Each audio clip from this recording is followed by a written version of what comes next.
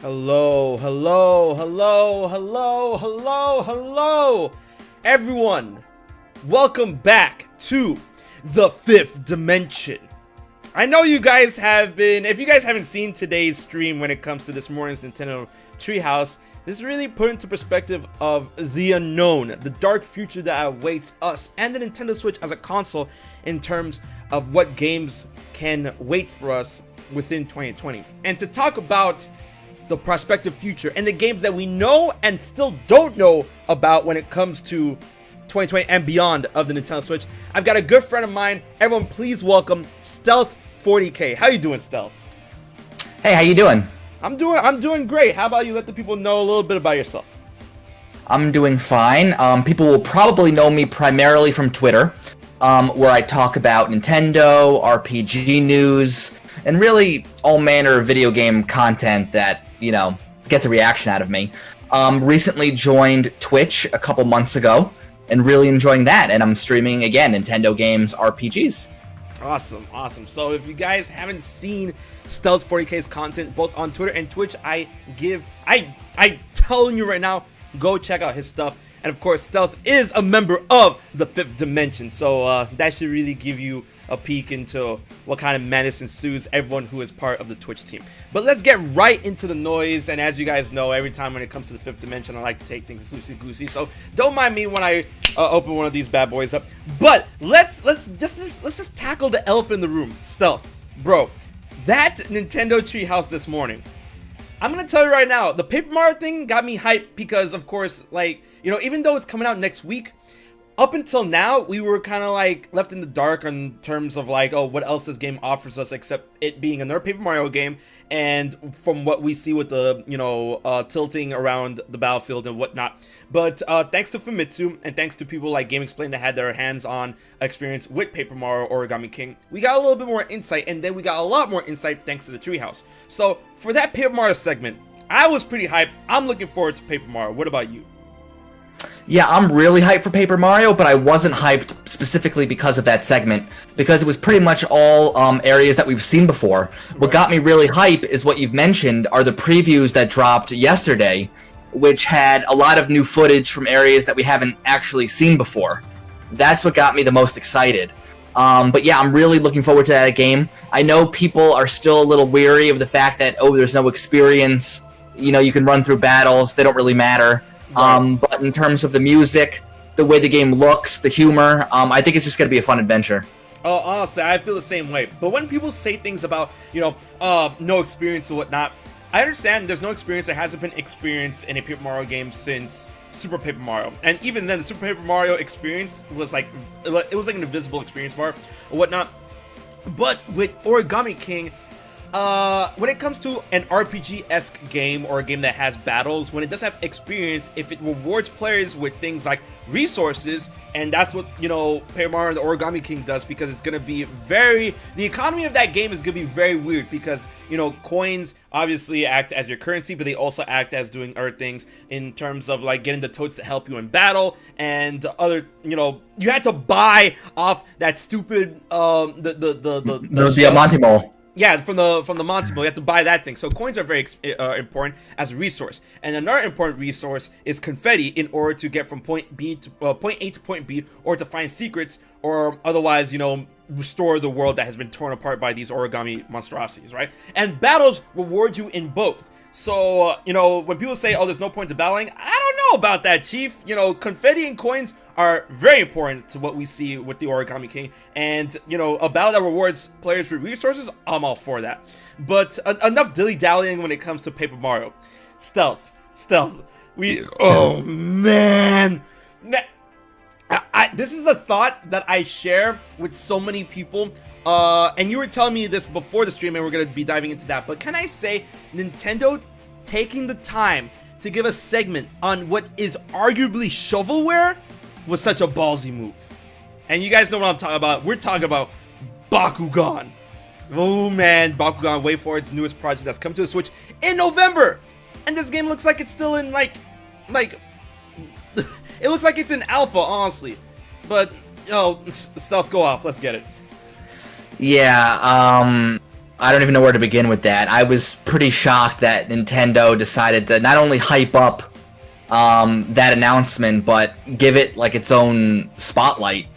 People were first predicting that WayForward was going to be working on Metroid or some big Nintendo franchise. Ooh. And I was like, shut it down. Yeah, and then Nintendo came out and said, no, it's a third-party game, which is fine. Then people start predicting, okay, maybe it's Castlevania, maybe it's Ninja Gaiden, maybe it's one of these big franchises. And then, the music hits, and then we find out it's Bakugan. And I just, honestly, I was in a state of shock. I didn't know what to think. It didn't look good at all. My only experience with Bakugan is maybe watching one episode of the anime, I think. Right. I really had no experience with it, but yeah, I mean, it was such a ballsy move to hype up that announcement of all things. Exactly.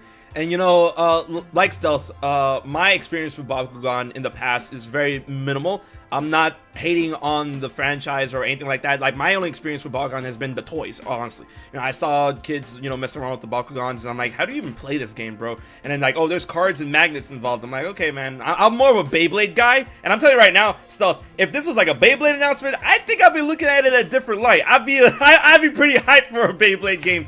Yeah, Beyblade's cool. Yeah, exactly, being made by WayForward. Right, but it was so weird for them to come out with with that tease. They literally didn't have to say anything beyond the fact that the Treehouse was going to focus on Paper Mario, right? But then a lot of people were saying, oh, that's Nintendo's underhanded tactic in getting people invested into watching this thing, because I'm sure they understand the discourse going on with Paper Mario. It's like, there's a lot of people that want Paper Mario to return to the ways of Paper Mario 64 and Thousand Year Door, and with that whole discourse going on, they kind of had to give something. They had to give something for people to nibble onto in order to get people hyped and come watch the Treehouse.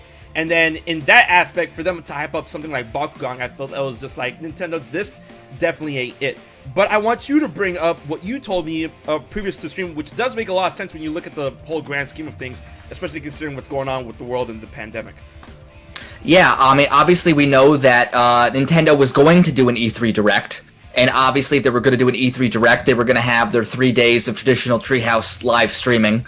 But when COVID hit and they had to cancel E3 and everything, obviously I'm sure there were still games to announce, there were still games to show, and I think this was one of them. And what I mentioned to you before is, like, if we think about last E3, and even the E3 before that, Nintendo usually has a section towards the end where they reel through games very quickly and give the title, maybe a release date, but they go through them in like 5 to 10 seconds.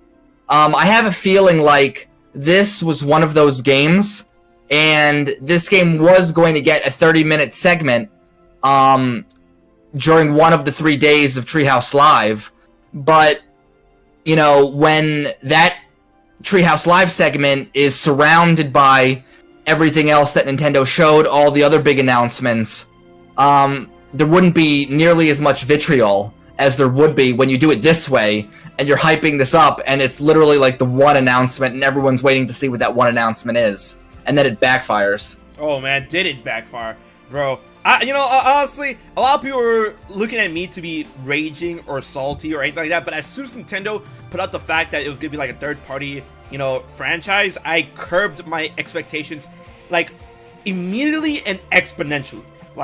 So that's why I wasn't really mad at the Bakugan announcement, because after Nintendo's like, oh, it's a third party, cool your jets, and I'm like, alright, what could it be? I'm going through the catalog in my head of third party, franchises that, WayForward, and I also consider that WayForward is a very indie developer, and, I'm just looking through my head, and I'm like, okay, so this could, to myself, I was thinking this could be a Cadence of Hyrule situation, but Nintendo shut it down saying that, it's not first party, it's third party. So I'm looking through my head, I'm like, what could it be? I mean, it has to be something to get people to talk about. And honestly, I'm not wrong, because people are, Bakugan is something that kind of everybody knows, right? So I'm thinking to myself, whatever. I see the thing, and it's Bakugan, and I lose it. I just started laughing. So I wasn't too angry or mad or, raging about it, and was like, yo, aren't you salty? Like, man, I really don't care. Like, I mean, I wasn't angry either. I was kind of more in a state of shock and disbelief that Nintendo would hype that up. I didn't feel, I didn't feel rage or anger. Like, how could Nintendo do this or anything like that? That some people clearly are feeling. Right.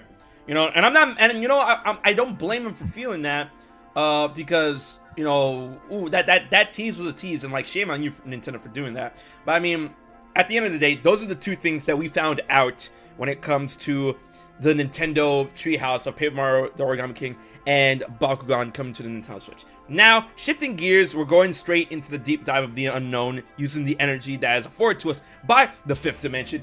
And Stealth, there's one thing I do want to get out of the way before we go into like the straight up unknown is, of course, everyone has been seeing the latest Nintendo Direct rumor flying around with something being aimed at for the end of July, and the person that broke that out was Kelios. And Kelios, of course, was the same dude that called the March Nintendo Direct, although it was a Nintendo Direct Mini, which I don't hold against them, because the Nintendo Direct Mini, even though it's mini, it was pretty meaty. It was pretty big for a mini.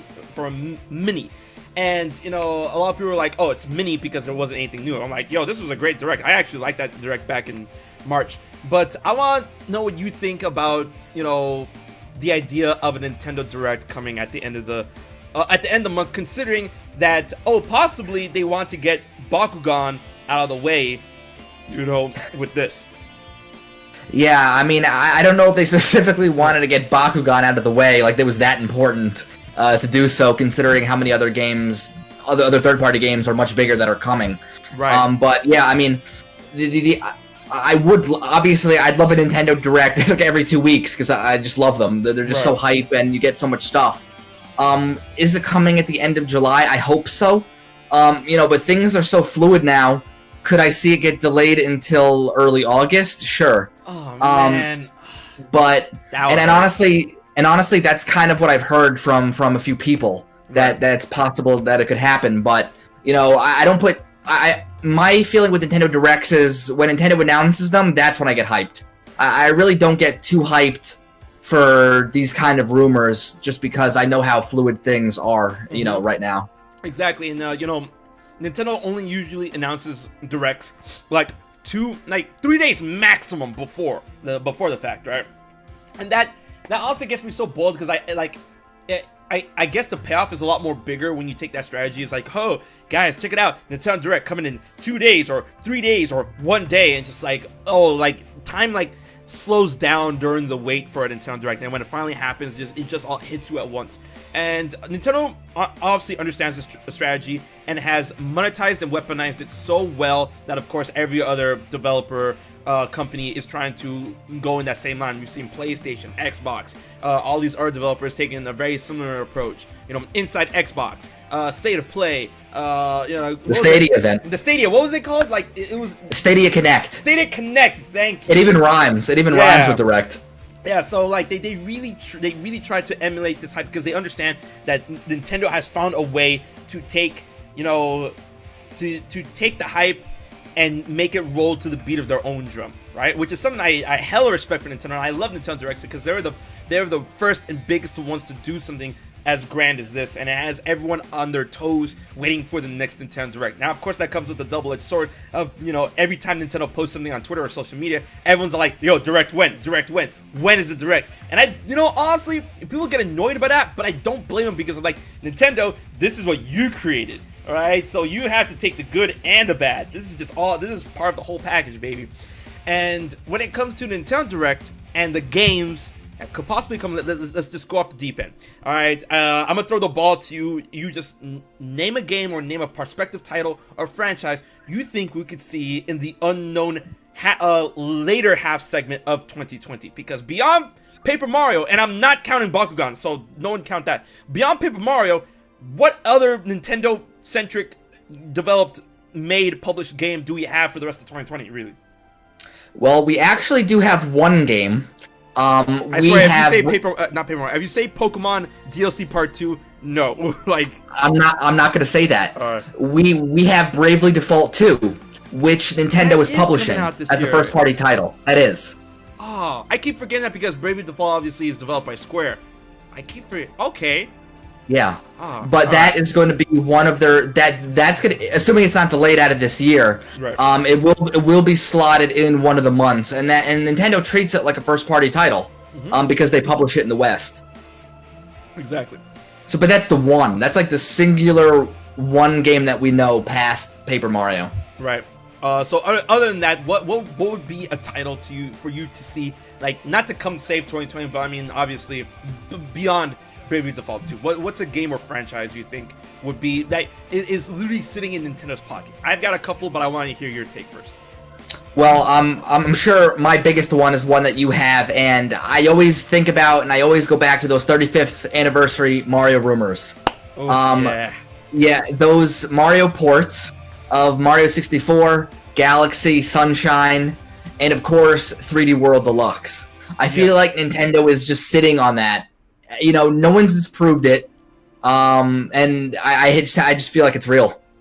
Yeah, no, I feel it's real too, because I mean, like, the rumor leak that happened surrounding that, Paper Mario was a big thing about that, and then, you know, a new Paper Mario game, people were like, that would be cool, and a lot of people were like, yeah, right, and then we got Origami King, like, literally out of nowhere, back in, if I remember correctly, May, and, like, we're getting it in 2 months, and so far there hasn't been anything to disprove the Mario, the huge Mario blowout of the 35th anniversary that's happening. And I'm telling you right now, I think 3D World Deluxe would be a very big, heavy hitter for Nintendo to focus on in one of those months. But if I'm being honest, I'm looking forward to the enhanced ports more. I'm looking forward to that package of 64, Sunshine, Galaxy 1 and 2, because those 4 games are honestly some of my favorite games ever, right? And 3D World, it would be great to get a deluxe, you know, more content, a really fun game to play with friends. If they threw an online to that would be dope. But, you know, 64 Sunshine, Galaxy 1, 2, that's yeah, that's the collection. Exactly. I don't want to think, you know, to me, like, I want it to be real, but I like a collection like that, I feel it wouldn't be real. Like Super Mario All-Stars 2, like that seems like too good of a collection. You guys know what I mean in the chat? Like that seems like too good of a collection. But when considering other games and whatnot, there are, I feel, 3 big games. I'm not saying that we are probably going to get them in 2020, but some information about them within 2020 would be nice. And of course, those 3 big games that I want to go over and discuss with you really quick is Bayonetta 3. You know, of course, we haven't seen anything. It's not like we haven't heard anything. We haven't seen anything since the original Game Awards reveal. But Hideki Kamiya keeps on saying, hey, development is going fine. And I'm like, you could have fooled me, bro. I would like to see some proof, bro. Like, he said that, like, I'm pretty sure he said that like 5 times. Yeah, and we've actually seen more Shin Megami Tensei 5 than we have Bayonetta 3. So I'm like, okay, so I like to see some more Bayonetta 3. So that's one. Number 2 is Metroid Prime 4. Once again, we have not seen any. We have footage of the original teaser trailer that happened. Was it E3 27? Yeah, it was E3 at 17, I think. I think it was 17. Yeah. So, we haven't seen any gameplay, we haven't seen any models, we haven't seen any concept art or anything. All we got was a cloudy Samus symbol and Metroid Prime 4 and the logo. That's it, right? And, you know, I would love to see something about that, but of course we did get that update directly from Nintendo saying that they restarted development and they decided to give it on over to the original developers, Retro Studios. And that goes into the whole joke that Nintendo is unable to develop their own space franchise games. You know, they always have to have someone else develop it. They tried it with Metroid Prime 4, but it didn't work out, apparently. That's game number 2. And you guys already know what game number 3 is if you're watching my channel. Alright. Breath of the Wild 2. These are all super wild sequels. Isn't this funny stuff? We have Breath of the Wild 2, Bayonetta 3, and Metroid Prime 4. Like 2, 3, 4. Come on. These 3 games, I feel, are like the biggest things on everyone's radar when it comes to Nintendo not giving us, you know, direct information about it. Breath of the Wild, I feel, Breath of the Wild 2 is like, you know, the lesser of all those evils because it's only been a little over a year since we got any type of info. But I will say this, the trailer that we got, and, you know, people call it a teaser trailer, but that trailer was pretty substantial. You know, they could have easily just given us the whole treatment of, oh, it's in development, and showed us like a screenshot like they did with Skyward Sword back in E3 2009 or anything like that. But that trailer was pretty crazy. Like, Ganondorf is back. We got Link messing around with that magical arm. The Hyrule Castle is gonna be floating over the horizon, and then of course Nintendo did give us some information that E3 about the game, considering that it's being developed by the same team as Breath of the Wild. Hidemaru Fujibayashi is back. The game has been quote-unquote in development for at least 3 years if we're going to go by what it said in Creating a Champion, and it's going to be the same Hyrule, and a lot of developers within the team are inspired by Red Dead Redemption 2. So we do have a lot to go off on when it comes to Breath of the Wild 2 when compared to Metroid Prime 4 and Bayonetta 3. But I'm gonna let you take your pick out of those three. What do you want to talk about first when it comes to the unknown? Let's talk about Zelda. Let's get it. All right. We going off the deep end. All right, so Zelda. You know, I'm still hoping, and I'm telling this to everybody. Stealth knows, but to the last day, to the last minute, the last second of 2020, I'm gonna hold on to that hope for Breath of the Wild 2 in 2020. It looks grimmer with every day, every second that passes. But I want to hold on to that hope, and I'm just going by what I know that Nintendo has done, because Nintendo has done some wild boy shit when it comes to the Nintendo Switch. In, you know, announcing a game, revealing a game, and then just releasing the game almost cold turkey, right? Because they did that with Smash. They announced it in March, and it came out December. As you can see with Paper Mario, the game is done. They announced it when the game was already done, and now it's coming out in July, right? They've done that with a bunch of titles, so I feel that Zelda should not be exempt from that thought process, especially if we're going by the rails of it being in development for at least 3 years. You know, well, not at least 3 years, but it's been in development since at least October of 2017, you know, when Breath of the Wild 1's DLC was wrapping up. But that's my piece. What you got to say, Stealth? Yeah, I tend to agree with you that out of the 3 games that you mentioned, I have a lot more faith in Breath of the Wild coming out probably first.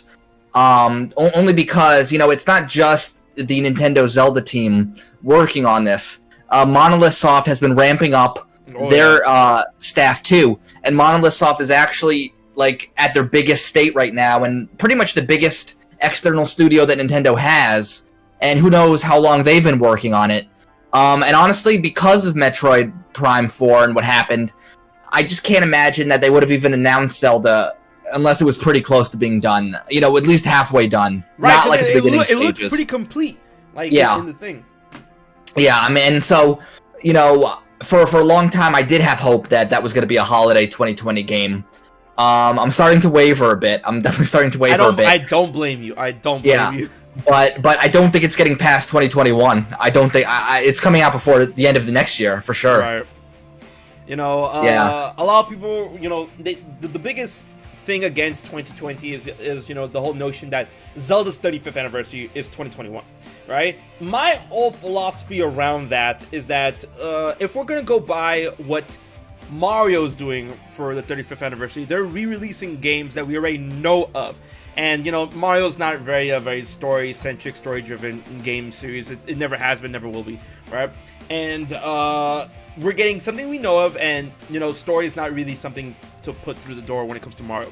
My philosophy with Breath of the Wild is that if Breath of the Wild 2 were to come out this year, right? Of course, Breath of the Wild and previous Zelda games, Breath of the Wild 2 will probably be very story-centric, especially since we're getting Ganondorf, the King of Evil, back. And it's going to have, like, new characters, new things, new stuff, new, right, in terms of story. So my whole philosophy is that Breath of the Wild 2 comes out 2020, and then for the 35th anniversary in 2021, Nintendo just goes crazy with accompanying merch, right? To, you know, the game is out, so they don't have to play around the whole dodgy aspect of spoilers when it comes to a new character, new characters. You know, like they could unleash their plans for Figma figures that are coming out for, like, you know, Calamity Ganondorf, stickers, books. You know, we've had 3 4 amazing Dark Horse books to come out within, you know, the Legend of Zelda that was celebrating all the way from Skyward Sword to Breath of the Wild, ending off with creating a champion, right? And if Breath of the Wild 2 were to come out this year, they can have like a follow-up book on Masterworks, creating a champion, to release in 2021 in Japan, and then of course 2022 for localization. But just a bunch of stuff to, like, you know, whole surround that, t-shirts, books, you know, all that good jazz. And I feel that would be a better strategy, considering, you know, that Zelda is a lot more story-centric, and then they could capitalize on the hype in order to, you know, make more money through material. And Nintendo does actually make a lot of money when it comes to supplemental material besides their games. And whew, if you guys look at those Pokemon merchandise sales, that shit is crazy. But that was my whole deal with it releasing in 2020. Am I starting to feel that heat of it not being in 2020? Maybe, but I'm still holding true. I feel that Zelda, like a lot of franchises under Nintendo's belt, is a series, is a game that basically promotes itself. You know, all they have to do is like release a trailer or two, and then in the age of content creation that we're living in now, you know, the job will get done for them in hyping up this game for both the hardcore and casual market, and then it'll just sell like hotcakes, just like the first one did. Especially if, you know, the rumors surrounding that of the next Nintendo Switch Pro, gets, you know, coupled in any type of aspect with this game. But I'm hopeful. I'm still hopeful for Breath of the Wild 2 in 2020. I feel Nintendo needs a gigantic heavy hitter. I'm not saying Super Mario 3D World Deluxe can't be the heavy hitter for this year, but I feel Nintendo really needs to put some fuel in the tank in order to, you know, convince people and their disposable income to invest in this game in the wake of the PlayStation 5 and Xbox Series X. Yeah, and that definitely makes a lot of sense. I mean, Nintendo has to have some new game for this holiday season. Nintendo, first and foremost, is a business, and Nintendo makes most of their profit during the holiday period. That's just the way it is. Even though the Switch has been going crazy, it's going to be even more insane this holiday. And yeah, I do agree that while a 3D World Deluxe does have the potential to sell 5 million units around there, right. You know, New Super Mario Bros. U sold in excess of 4 million units. It's probably closer to 5 million units now. Obviously, Breath of the Wild 2, that's a 15 to 20 million big seller that would convince a lot of people, you know what? Maybe these launch titles aren't so great on the PS5 and Xbox. Let me get the new Zelda, the old Zelda, and all these other crazy Nintendo Switch titles. Oh, and by the way, the games are probably going to be cheaper and the system's cheaper. So having that big Zelda game for the holidays would be a pretty big boon for them. Oh yeah, definitely. You know, but going off Breath of the Wild 2, you know, I feel it's going to be like a good holiday game. And I just want to sidetrack a little bit, because I do see people in my chat going a little mad with Kingdom Hearts trivia and whatnot, but you guys kind of came to the right place, because I am a Kingdom Hearts content creator, and there's something coming out Kingdom Hearts related for the Nintendo Switch. Isn't that right, Stealth? Yes, the name escapes me now, but we are getting a rhythm game. Yep. We are getting a rhythm game. Melody of Memory is coming to the Switch, and this is a big deal, because man, I've read the press release behind Melody of Memory so many times, and you know, Square Enix makes it a huge point that this is Kingdom Hearts' first title on the Nintendo Switch. They say that like 3 times in the press release, right? They really want to drive it home. They're like, hey guys, Kingdom Hearts for the first time ever on Nintendo Switch, right? And then, you know, there's people that are obviously like me, super excited, but then there's people that are like, rhythm game, you know, they turn that away. But I mean, like, you know, this is how it begins sometimes. Kingdom Hearts has been no stranger to Nintendo consoles, especially when it comes to the mobile consoles. Chain of Memories has been on Game Boy Advance, I should say. 358 over 2 days. And Recoded have been on the DS. Dream Drop Distance was on the 3DS, and Nomura specifically targeted the 3DS for Dream Drop Distance after being so impressed by what the 3DS was able to accomplish in such a, you know, small package. I love my 3DS. It's right here, man. So then that came out like a year after the the 3DS launched, which is crazy. You know, I felt if they really wanted to, it would have been a crazy launch title. But I'm glad it came out when it did because correct me if I'm wrong, the price cut for the 3DS came 2012, right? Or was it? I think so. Right. It was pretty close. I think it was like 6 months after. It might have been 2011. It might have been 2011, but I'm not 100% sure on that. Right.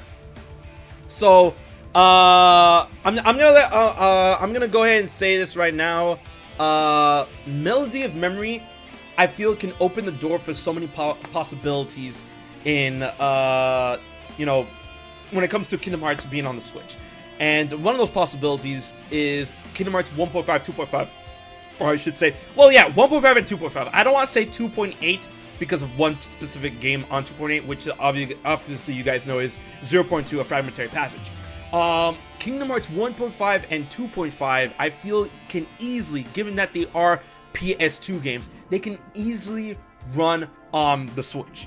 And if Melody of Memory does good enough, I feel that can convince Square Enix and Disney, I should say, to put Kingdom Hearts 1.5 and 2.5 on the Switch. What do you think about that?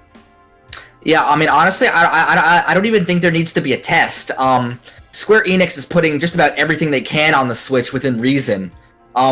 They're putting exclusives on this. They're putting exclusives on the Switch, stuff that they're not even putting on Xbox.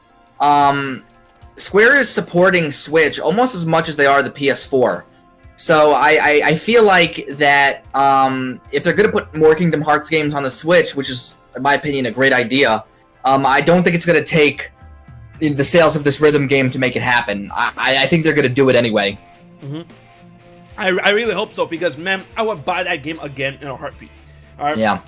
And it's just crazy that there's been no main game on any Nintendo platform of the Kingdom Hearts series at all. Well, not a numbered game. I know, Right, it's controversial. A numbered game. Yeah. But I feel like, that can change if you want to count 1 and 2 as numbered games that finally come to the Switch. But when it comes to an actual numbered game to the future, like Kingdom Hearts 4 or 5 or anything like that, to be on a Nintendo console, I don't know. But I would love to see more original Kingdom Hearts games to be put on Nintendo Switch into the future. Considering that, once again, Kingdom Hearts is no stranger to Nintendo consoles. And Melody of Memory, I want to say that game is going to, release probably around, early, I want to say early fall. I don't think it's going to be a holiday season game, because considering that it's not only coming to the Switch, it's coming to PS4 and Xbox. And I don't feel like, as much as I love Kingdom Hearts, a rhythm game, I don't think that's a game Disney wants to put within the holiday season only for it to be cannibalized by the competition. So I feel like I agree. To place it beforehand would be a better bet.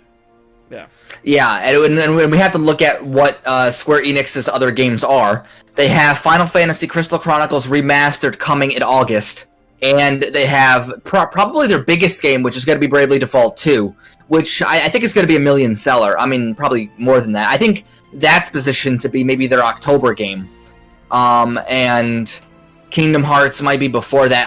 I don't think they're going to put Kingdom Hearts and Bravely Default in the same month.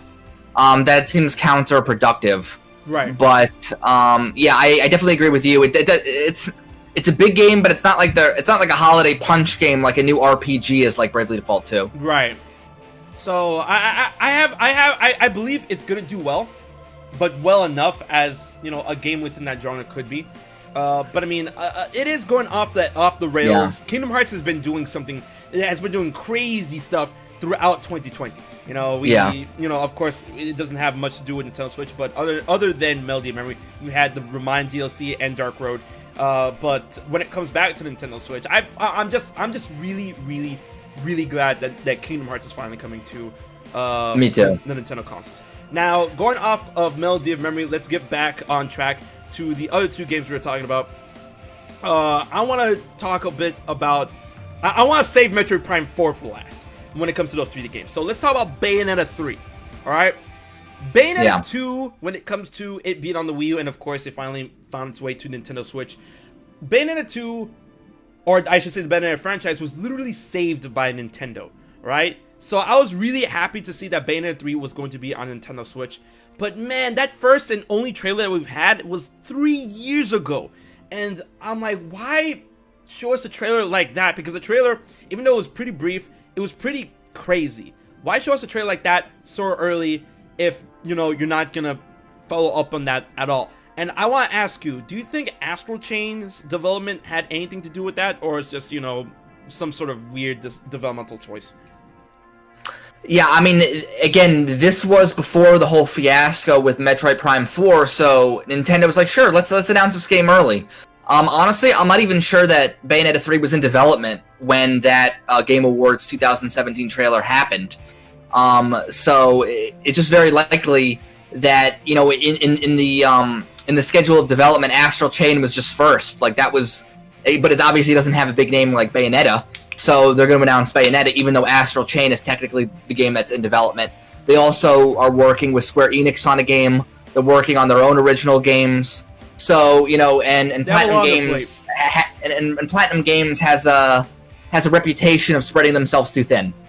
They aren't exactly a giant studio, but they make these giant games. So yeah, the game was definitely announced too early, but you know, assuming it's been in development at least 2 years. You can't give us any kind of trailer, you know, right? Any kind of gameplay trailer. It's kind of bizarre at this point that we haven't gotten a single trailer of any kind. It's just bizarre. Exactly, you know, because Bayonetta is definitely, you know, Bayonetta was definitely put on the map. You know, when the first game came out, it was met with applause and stuff, and very Devil May Cry-like, of course, created by the creator of Devil May Cry.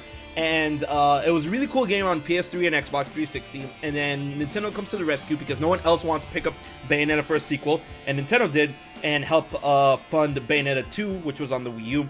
And of course, Bayonetta eventually did make her way to Super Smash Bros., being in Super Smash Bros. Wii U and Super Smash Bros. Ultimate, of course, Super Smash Bros., you know, 3DS and whatnot. So Bayonetta, basically, when it comes to Nintendo fans at this point in time, is pretty much a household name. So when Bayonetta 3 was revealed, a lot of people were like, you know, awesome, crazy, yo, awesome, another great game to be added to the Nintendo Switch lineup. Here we are, three years later, and yo, so where is it at? Where's Bayonetta 3? And Hideki Kamiya keeps on giving us the runaround, saying that, you know, it's fine, it's in development, don't worry about it. And then this man gives us Astral Chain, Wonderful 101 recently came back. And, you know, we have these other games, like you said, Square Enix. What was the name of was it Baldur's Gate? No. No, it was Babylon. It was Babylon's Fall, I think. Babylon's Fall, there you go. Why was I thinking about Baldur's Gate? I've been playing too much Kingdom Hearts. Anyways, we have all of those games. Platinum is, like you said, wearing itself thin. But, you know, I think that Nintendo is not particularly happy that they're doing that, especially given that I want to go out on a limb and say that they're funding Bayonetta 3 just like they did Bayonetta 2, because a lot of people were asking, oh, whoa, you know, why is Bayonetta 2 on that weak Wii U console? I'm like, you know, no one else wanted to give them the time of day, so I mean, it is what it is. And, you know, with all things considered, I feel Nintendo really needs another huge, I would say, another huge action-centric action adventure, not action adventure, but action beat 'em up hack and slash game that, you know, a game like something that Devil May Cry or Bayonetta 3 could provide. And I really don't see Devil May Cry 5 coming to the Switch anytime soon. Although, you know, the Switch can run a version of the RE engine, because we do know that Resident Evil 7, the cloud version, is only in Japan, which is weird, but, you know, maybe we'll see Devil May Cry 5 on the Switch at one point. I don't know. But, you know, Bayonetta 3, Nintendo, you know, it's not like I want this game tomorrow. I want to know more about it. I want to actually see gameplay. What's going on? Like, there's something going on with that. And I did say Metroid Prime 4 was going to be the next tangent that we're going to go off, but the chat did remind me of another game that is a legend lost to time when it comes to Nintendo Switch, and it's Shin Megami Tensei 5. That's a big deal. That's a huge deal. And, you know, you brought this up earlier, and I was like, Shin Megami Tensei. Yeah, like, yeah, wait, what happened to that game? When is that game coming out, right? So, like, what do you think about that? Yeah, in Shin Megami Tensei 5, we've actually seen more of that. We actually got a gameplay trailer. December 2017, I believe. I remember it because that was the last time we actually saw that game. So it's been 3 years, and we know it's been in development 3 years. And during, I believe, most Japanese developers do some kind of New Year's greeting card, and sometimes they tease new announcements. And in Atlus's New Year's greeting card, they made a vow that we'd see more Shin Megami Tensei 5 in 2020. And that was in December. So obviously, we're getting this trailer. Okay, there you go. Yeah, and we're getting toward the end of the year here, and so when are we going to see it? I think we are going to see Shin Megami Tensei 5 at Tokyo Game Show Online in September. Ooh, that would be huge. Yeah, I'm betting that that's when we're going to see that game, because that's not technically a game being funded by Nintendo in any way. Right. That's still Atlus. And Atlus tends to attend Tokyo Game Show, and considering the game takes place in ruined Tokyo, what better way to kind of re-announce that game than doing it at Tokyo Game Show online in September. So out of all the games we've talked about, that's the one I'm most confident that we're actually going to see this year. Oh, dang, that's dirty. Because, I mean, like, Nintendo could pull the plug all they want on their own directs, but when it comes to other presentations, like, the world decides to keep on moving. And Tokyo Game Show is one of those end-all, be-all events. Like, Tokyo Game Show is huge. If you don't have something, you have a Japanese-centric game, and if you don't have an announcement there, it's either going to be there or at Jump Festa, right? But, Tokyo Game Show is where it's at. I go out on a limb and say, actually, all right, I want to say Tokyo Game Show is one of the big four, in my opinion. And in my opinion, the big four when it comes to game shows throughout the year is E3, Game Developers Conference, Gamescom, and Tokyo Game Show, right? Those I feel are the big four of the year. And of course, we have other game shows here and there and stuff like Paris Games Week, Jump Festa, but those things have more things surrounding them. When it comes to Tokyo Game Show this year, Shin Megami Tensei probably, maybe, definitely considering that I feel Persona 5 is like done and done now. We have Royals out, Scramble's coming out, or Scrabble's already out in Japan. We like Persona 5, and it's so funny how Persona started out as a spin-off to Shin Megami Tensei, and they reached their 5th game way before Shin Megami Tensei did. And I'm like, but I feel confident too that Tokyo Game Show we're gonna see something crazy when it comes to Atlus and Shin Megami Tensei, and that'd be good. I feel that'll be a big W for the Switch, especially considering that although we are getting Persona 5 Scramble, or I should say Persona 5 Scramble already came out on the Switch in Japan, right? Yeah, don't get me started on that. Yeah, it's come out on both PS4 and Switch in Japan many months ago with no localization announcement of any kind, which I just don't understand how Sega and Atlus aren't releasing these Persona games day and date. That's all they have. That's what they have. Right. So it's just insane to me. But yeah, I mean, and also now that I'm thinking about it, has Platinum Games ever attended Tokyo Game Show? Thinking about it, I don't.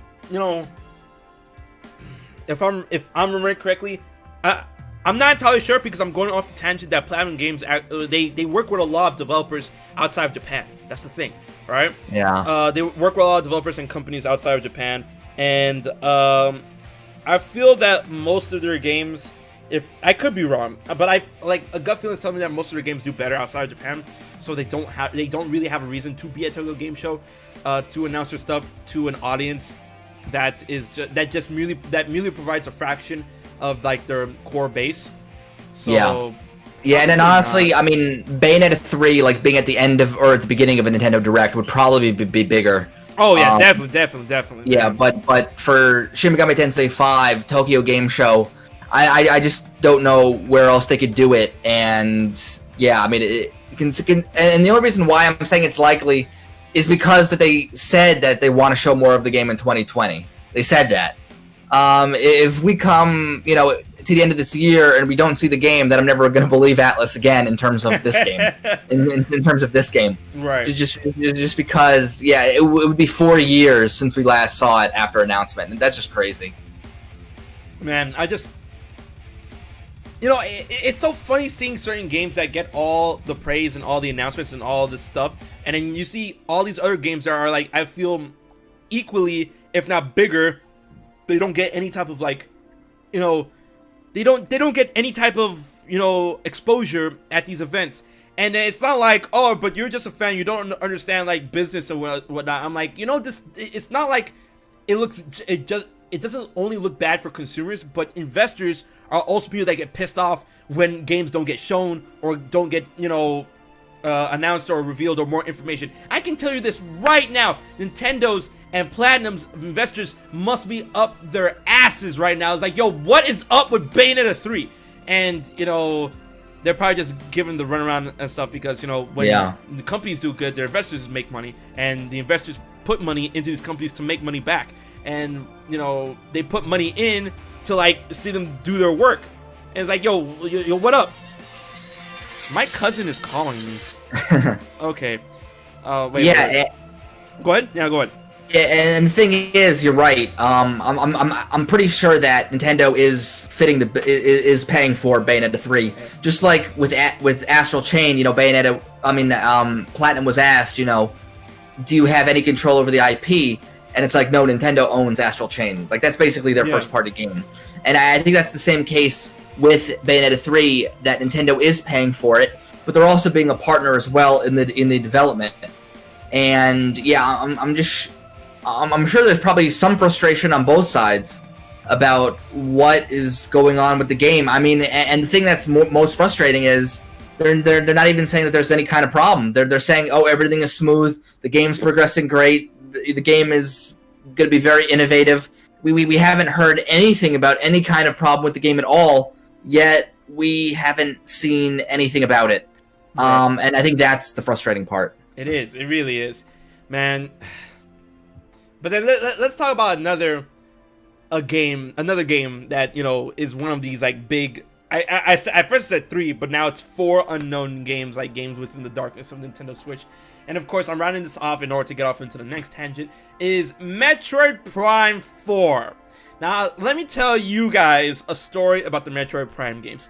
I love the Metroid Prime games. Those games are so fucking good. And if you did not have the pleasure of experiencing Metroid Prime 1 and 2 on the GameCube when they first came out, and then waiting for Metroid Prime 3 Corruption to fall on the Wii and then play that and just, oh my god, those games are amazing. And the way Metroid Prime 3 ended, it just really, in terms of the story, which, it has a story, and the story is not bad, but, you don't play Metroid for the story. And if you play Metroid for the story, what's wrong with you?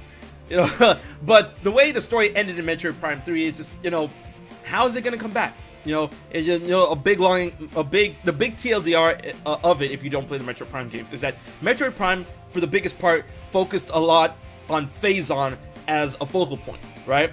And the planet that we're all Phazon comes from, Planet Phase, blew up at the end of Metroid Prime 3. So like, and the Metroid Prime, which, Dark Samus, if you didn't know, Dark Samus is the Metroid Prime.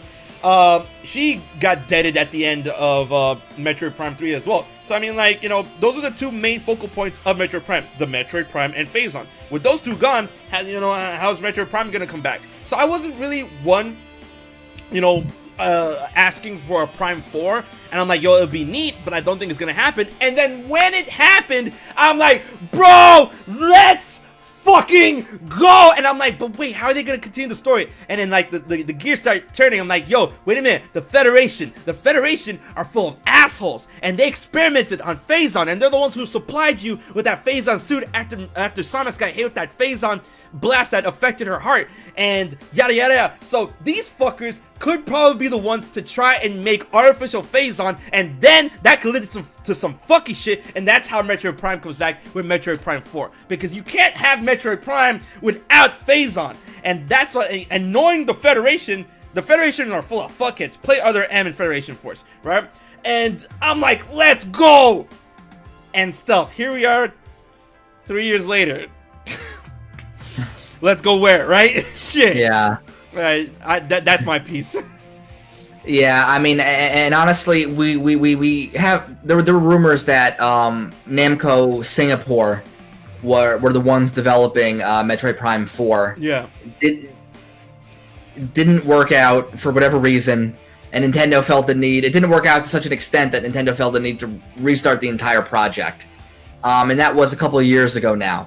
So, and honestly, we don't even know what the state of Retro Studios was, because they hadn't put out a game for so long. Rumors were a couple of their games got canceled.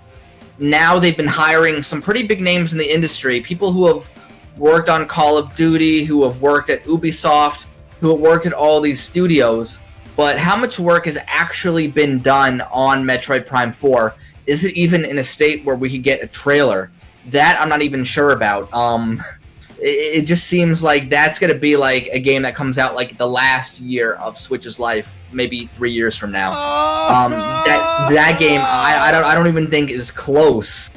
I don't even think is close to it. Fuck, man. And the worst part is I don't disagree with you, because man. I mean, I would say sure if Retro Studios was in good shape. I don't even think they have been in good shape, and they're just starting to become a studio again. I don't even feel like they've been a studio the last couple of years because they haven't done anything. So yeah, now that they're finally starting to come together. I mean, I have to assume that they've been working on it a little bit, but this year, no. There's no way it's coming out this year.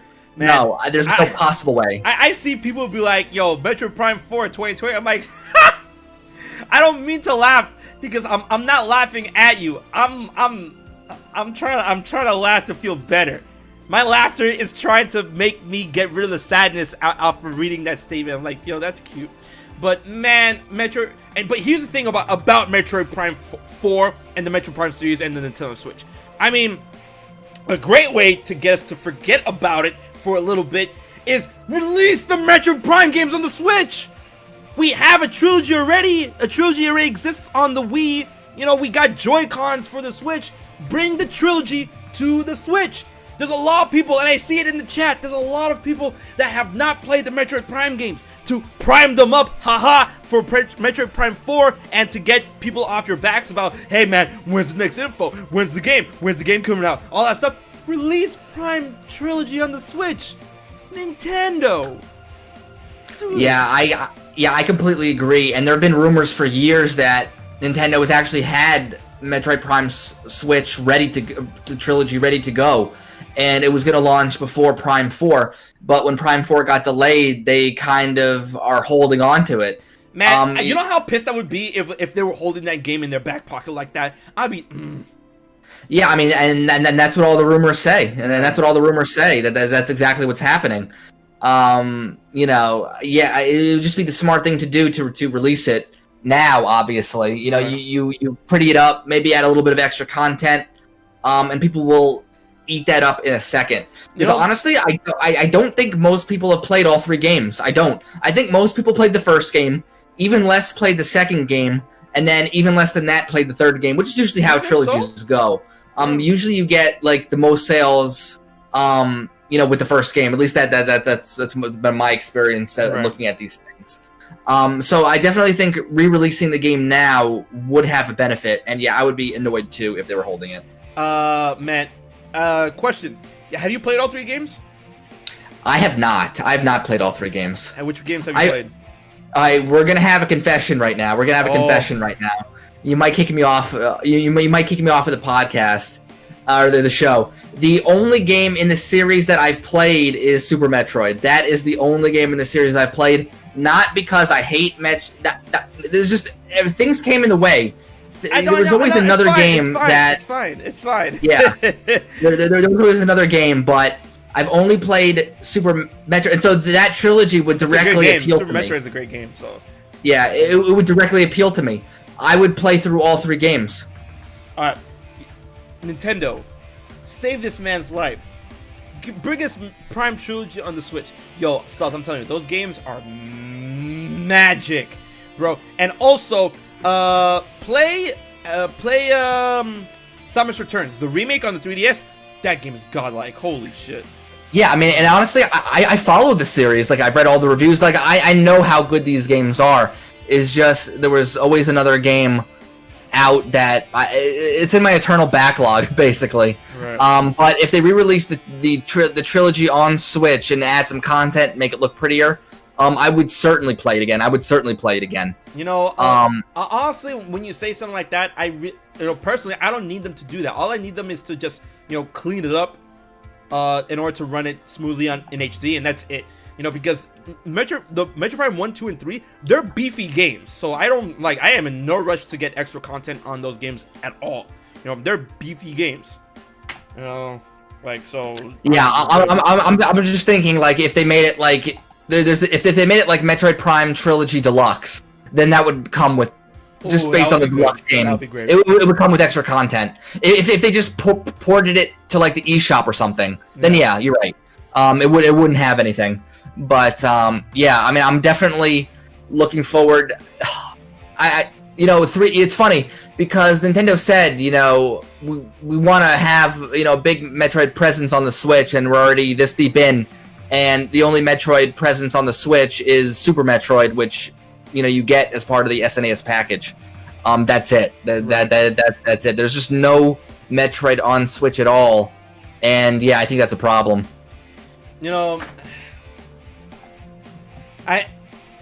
It's funny because Metroid, I felt, always gets to run around with certain consoles when it comes to when it comes to Nintendo. And Metroid honestly was on life support after Federation Force came out, because it was kind of on life support after Other M came out, because Other M came out on the Wii after the heels of Prime 3, right? And Other M, people were hyped up at first, but when they played it, the story was not that great. The gameplay was very, what's the word? It was very splintered. Like you played it off of one Wii motion controller, and you had to constantly switch between gameplay aspects, and people found that nauseating at some points. When I played it, I'm like, I don't know. I felt Other M to me was a mess, and oh my god, that game froze on me a couple of times too. So let's not even talk about that. So Other M, I felt left a really bad taste in a lot of people's mouth, and that's both as a game and as a story. Because in the story, if you guys played Other M, you guys already know what I say when you know what I mean when I say fuck the Federation, right? And then Nintendo and Reggie really thought it was it to bring out Federation Force, Metroid Prime Federation Force. To be a fact, a Metroid Prime game that isn't developed by Retro Studios, and a game where you play as the Federation right after you play Other M, where people straight up hate it on the Federation. It's like, hey guys, now you play as the Federation. I'm like Nintendo, are you really this tone deaf? Like, what?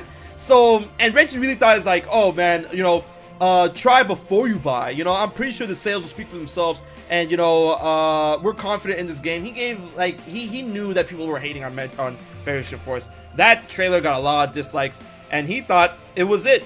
And then the game came out, and if you guys haven't seen the numbers, holy shit, Federation Force performed terribly on the 3DS, which has a gigantic install base, right? So Federation Force just it sold hella poorly, and then I was scared because I'm like, part of me is like, Metro Federation Force sucks. But the other part of me is like, damn, Metro might be on ice after this, because money talks the loudest. And, I felt Metroid was on life support for a very long time, and then they bounced back with Samus Returns, which is a remake of Metroid 2. And, oh, that game is so good. And I'm pretty sure it performed admirably, to the point where I felt Nintendo was confident enough to make Prime 4, So, that's my deal with that. Yeah, and honestly, I do feel bad for the developers of Metroid Prime Federation Force, because they're next level games, and they made Luigi's Mansion 3. They're very good developers, and I feel like they just got caught in a bad situation. Oh yeah. Obviously, they probably loved working on Metroid, but it was just the wrong place, the wrong time, and I'm sure that Samus Returns on 3DS sold better than Federation Force. It just had to. I won't even. We don't know the exact sales, but I just won't even entertain the opposite. Oh, you want me to tell you? I can tell you. Yeah. Yo, 150,000 units. Oh wow. Yeah, that's good. That's very good. Wait, for Federation Force? Oh, I thought you were talking about. I thought you were talking about Samus Returns, because 150,000 actually is pretty decent. When other games are selling by the million? Well, no. If you don't compare it to that, but like for mid-level spin-off, it's okay. It's okay. But I remember the reviews of Federation Force just being that was not good. Ooh. But I'm gonna look up the estimate on what do you call it? On what was it saying? Samus Returns. Oof. Yeah. Oh man, these numbers. Fucking. All right. Samus Returns. But honestly, Vader is right in the chat, yo. Metroid fans really did take a gamble in boycotting that game. Holy shit. Alright, let's see. If this thing will load. Can you hear me? I can hear you. Oh, okay. Because I feel like sometimes when I tax my internet a little too hard, it just doesn't. Oh, problem? Something's not working. Alright, hold on. No. When I get invested, I'm gonna look at some returns. I feel like you have a giant calculator going, and it's just going in overdrive. Right. Alright. Oh, yeah, it performed way better, bro. Alright, so Federation Force was 150,000 units, right? Samus Returns estimated 700,000 units. Oh, yeah. Okay, yeah. So that's what you would expect, because, you know, even though Returns is an enhanced port, it's still a main game. Mm-hmm. But Federation Force, you know, it was positioned as just the spin-off thing that didn't go too well. I don't know, man. I felt Nintendo really invested a lot into that game. Yeah. But that's they invested. Yeah, they invested. And honestly, I would love to see Mercury work on a new Metroid game for Switch. I think that'd be awesome. Yo, I feel Nintendo really has a talent in finding developers that they can handle that can handle in beautifully recreating their older games, like with Mercury and Grezzo. And I'm like, they're probably the best at it. Yeah. So I'm like, yo, that's why I'm to this day, I'm like, yo, just either Grezzo or Mercury. Someone somewhere, Nintendo. Just get those people to work their magic on Zelda 2, and then it'll be a wrap. Because as we all know, I'm pretty sure I can speak for every Zelda fan right now that Zelda 2 is definitely the black sheep when it comes to the entire Zelda series, right? But man, yo, if they work their magic and turn some Zelda 2 into some magic, because I'm telling you right now, Metroid 2 sucks. Metroid 2 is a bad game. Yet they're able to take a game like that and remake it into Samus Returns, and Samus Returns is easily one of my favorite Metroid games right now. I'm like, bro, Zelda 2 just here. Nintendo, just take Zelda 2, give it to them, let them work their magic, and then you just money. Yeah.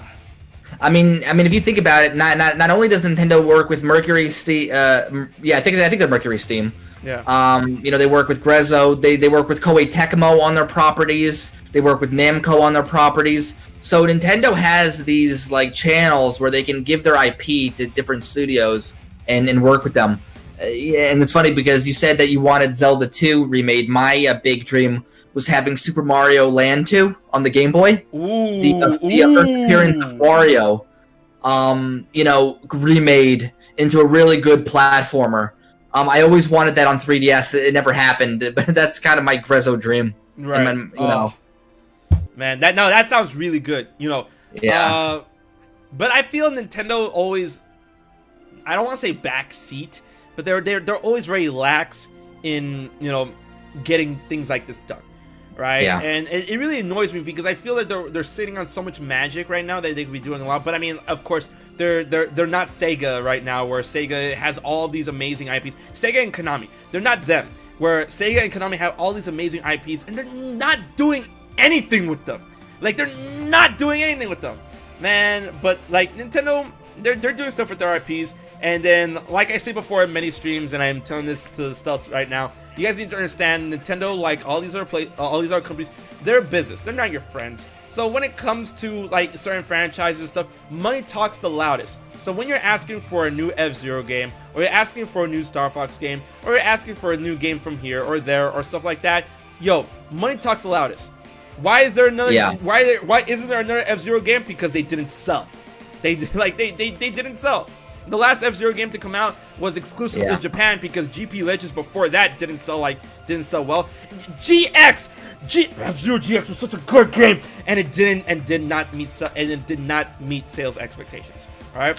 Yeah, and honestly, but the important thing also to remember is Nintendo does listen. The fact that we're getting a new Pokemon Snap after 20 years means that, you know, an IP might be dormant for 20 years, but it's possible, given the right idea and maybe the right studio to work on it that isn't Nintendo, that something can come back. You know, right. Nintendo does listen and does try. You know, people forget, but before New Super Mario Brothers on DS, it was like 10 years since a Mario 2D platformer, and people wanted it. Donkey Kong came back, Kid Icarus came back. So Nintendo does bring back series. But they don't do it on our timetable, they do it on their timetable, which sometimes could be decades. Yeah, and Vader, that's one thing you have to take into account, because Vader's like, how's Metroid Prime 4 happening with that logic? What Stealth just said, and then you have to also consider that, you know, of course, Federation Force was a huge gamble in terms of, like, Metroid fans not buying that game, but of course, sometimes when, like, money talks when they see a rise, alright? Of course, Federation Force was at this point, was at a low, right? But then when Samus Returns, you know, the money was definitely on the rise. So, like, you know, from what the train wreck was, which was Federation Force's sales, basically septupled with, Metroid Samus Returns. So they see, like, oh, a series like this, yeah, it has potential. So, you know, they're willing to give that gamble, and then once again, they also listen, and it comes back. But then, you know, I feel when you say Nintendo listens, I don't think they listen entirely, because man, my brother gets triggered every time I bring this up. But Star Fox Zero for the Wii U, bro, that game is literally Star Fox 64 again, right? And once again, why is Star Fox on ice? Because that game sold, you know. To be fair, it's on the Wii U, which didn't have that great of an install base, but still, the games did have the capacity to sell well when you're on the Wii U. You know, consider 3D World and Smash and all that good jazz. But bro, Star Fox Zero sold extremely poorly. And then that's the funniest thing. Stealth, I don't know if you were around when Star Fox Zero came out on the Wii U. Not only did the game perform, like, it performed way under expectations, but in terms of content creation, no one gave a fuck. Like, Star Fox Zero was given out to content creators, and we played the game, and we made the content on it, but no one watched it. No one gave a fuck. And then, like, it was so funny. The circle of, like, Nintendo ambassadors and other content creators who got their hands on Star Fox Zero, they start communicating with each other. It's like, yo, is your views, like, way under threshold? Is something wrong with YouTube? I'm like, yeah. I'm like, I was about to message you. Yo, how's your review performing? Not good. It's like, yo, I might end up canceling my LP of this game because the views are not there. And people are like, yo, no one is watching this shit. So, like, no, that's one thing to consider. But hey, Star Fox found new life in Starlink, which is nice. So yeah, it did. And the thing is, I think Wii U did have a lot to do with Star Fox Zero. But Nintendo did listen in the fact that they did bring Star Fox back. The game just wasn't. It just didn't click for whatever reason. It just didn't click. I don't think it was the most terrible game ever, like some people would have you believe. Yeah, it wasn't terrible. It was just misguided. It just did not click for whatever reason. And, you know, I think people then started to understand, okay, maybe Star Fox isn't one of Nintendo's big franchises anymore. Honestly, it's not in the top 5. Honestly, I don't even think it's in the top 10 in terms of sales. But, you know, people wanted it back, and then when it was back, you know, it was just let down by everybody. Yeah. Man, because don't get me wrong, Star Fox Zero, it's not like it's a game that, you know, didn't have heart and soul into it, because Miyamoto was really poured in his all into that game. It's just like, you know, it was trifled by the need in order to have gyroscopic controls from the Wii U gamepad into this game. It was like a huge portion of that game's identity dealt with the Wii U gamepad. And the game was actually very beautiful. The voice acting was really good. They got back the original voice actors from Star Fox 64. The game was beautiful. The music was amazing. The set pieces were great. And when the game worked, it worked great. It's just that, you know, like Stealth said, it just didn't click. And don't get me started on that. What was that third stupid machine? Because of course we had the R-Wing and the Landmaster that can both transform. The gyrocopter, man, I don't know what they were thinking with that thing. The gyrocopter levels were so bad. They were so bad. And I'm like, bro, who approved this? Because the R-Wing and the Landmaster transformations, they were lit. They were pretty cool. I'm like, bro, like the R-Wing turning into the Walker and then the Landmaster transforming into like a flying tank. I'm like, yo, this is awesome. It's just, you know, like the potential was there. It was just never realized in its fullest sense. But now Star Fox Zero. And when talking about games that could come to the Switch, when it comes to like older games, because we were going off that tangent a little bit before we start talking about Star Fox, here's one thing that I want to bring up, and it's a point of contention, and a lot of people have a lot of things to say about this, but I hope it's a thing. Do I want it before Breath of the Wild 2? I don't know, but I would love to see Skyward Sword HD on the Switch. Please give that game to me. Yeah, I am one of the people who loves Skyward Sword. I thought the dungeons were... a man of culture, like... Yeah, and it's hard to find us. It's hard to find us. Oh my god, it's so hard to find. But yeah, the dungeons were excellent. Some of the best boss fights in all of Zelda history. Yeah. I really, while I don't think Skyloft holds a candle to any of the towns in Breath of the Wild, but Skyloft, it was the most interesting town since Majora's Mask to me. In terms of places to visit, things to do, I really enjoyed it. And yeah, that's another game that sold very well on Wii towards the end of its life. Yeah. But yeah, that really does. That could use a new lease on life and a new release for sure. Definitely. I feel a game like that because, of course, when it comes to the HD releases on the Wii U, we had Wind Waker HD and Twilight Princess HD, and they were both handled by different companies. If Tantalus handled Twilight Princess HD, yeah, you're right. And Wind Waker HD, they don't tell me I know what I'm about to search it up right now, but Nintendo didn't outright say the company that handled it, right? Unlike they did with I thought Wind Waker HD was mostly internal. That's what I thought. It was mostly internal, but someone did help. All right, give me 1 sec. I'm finding out right now.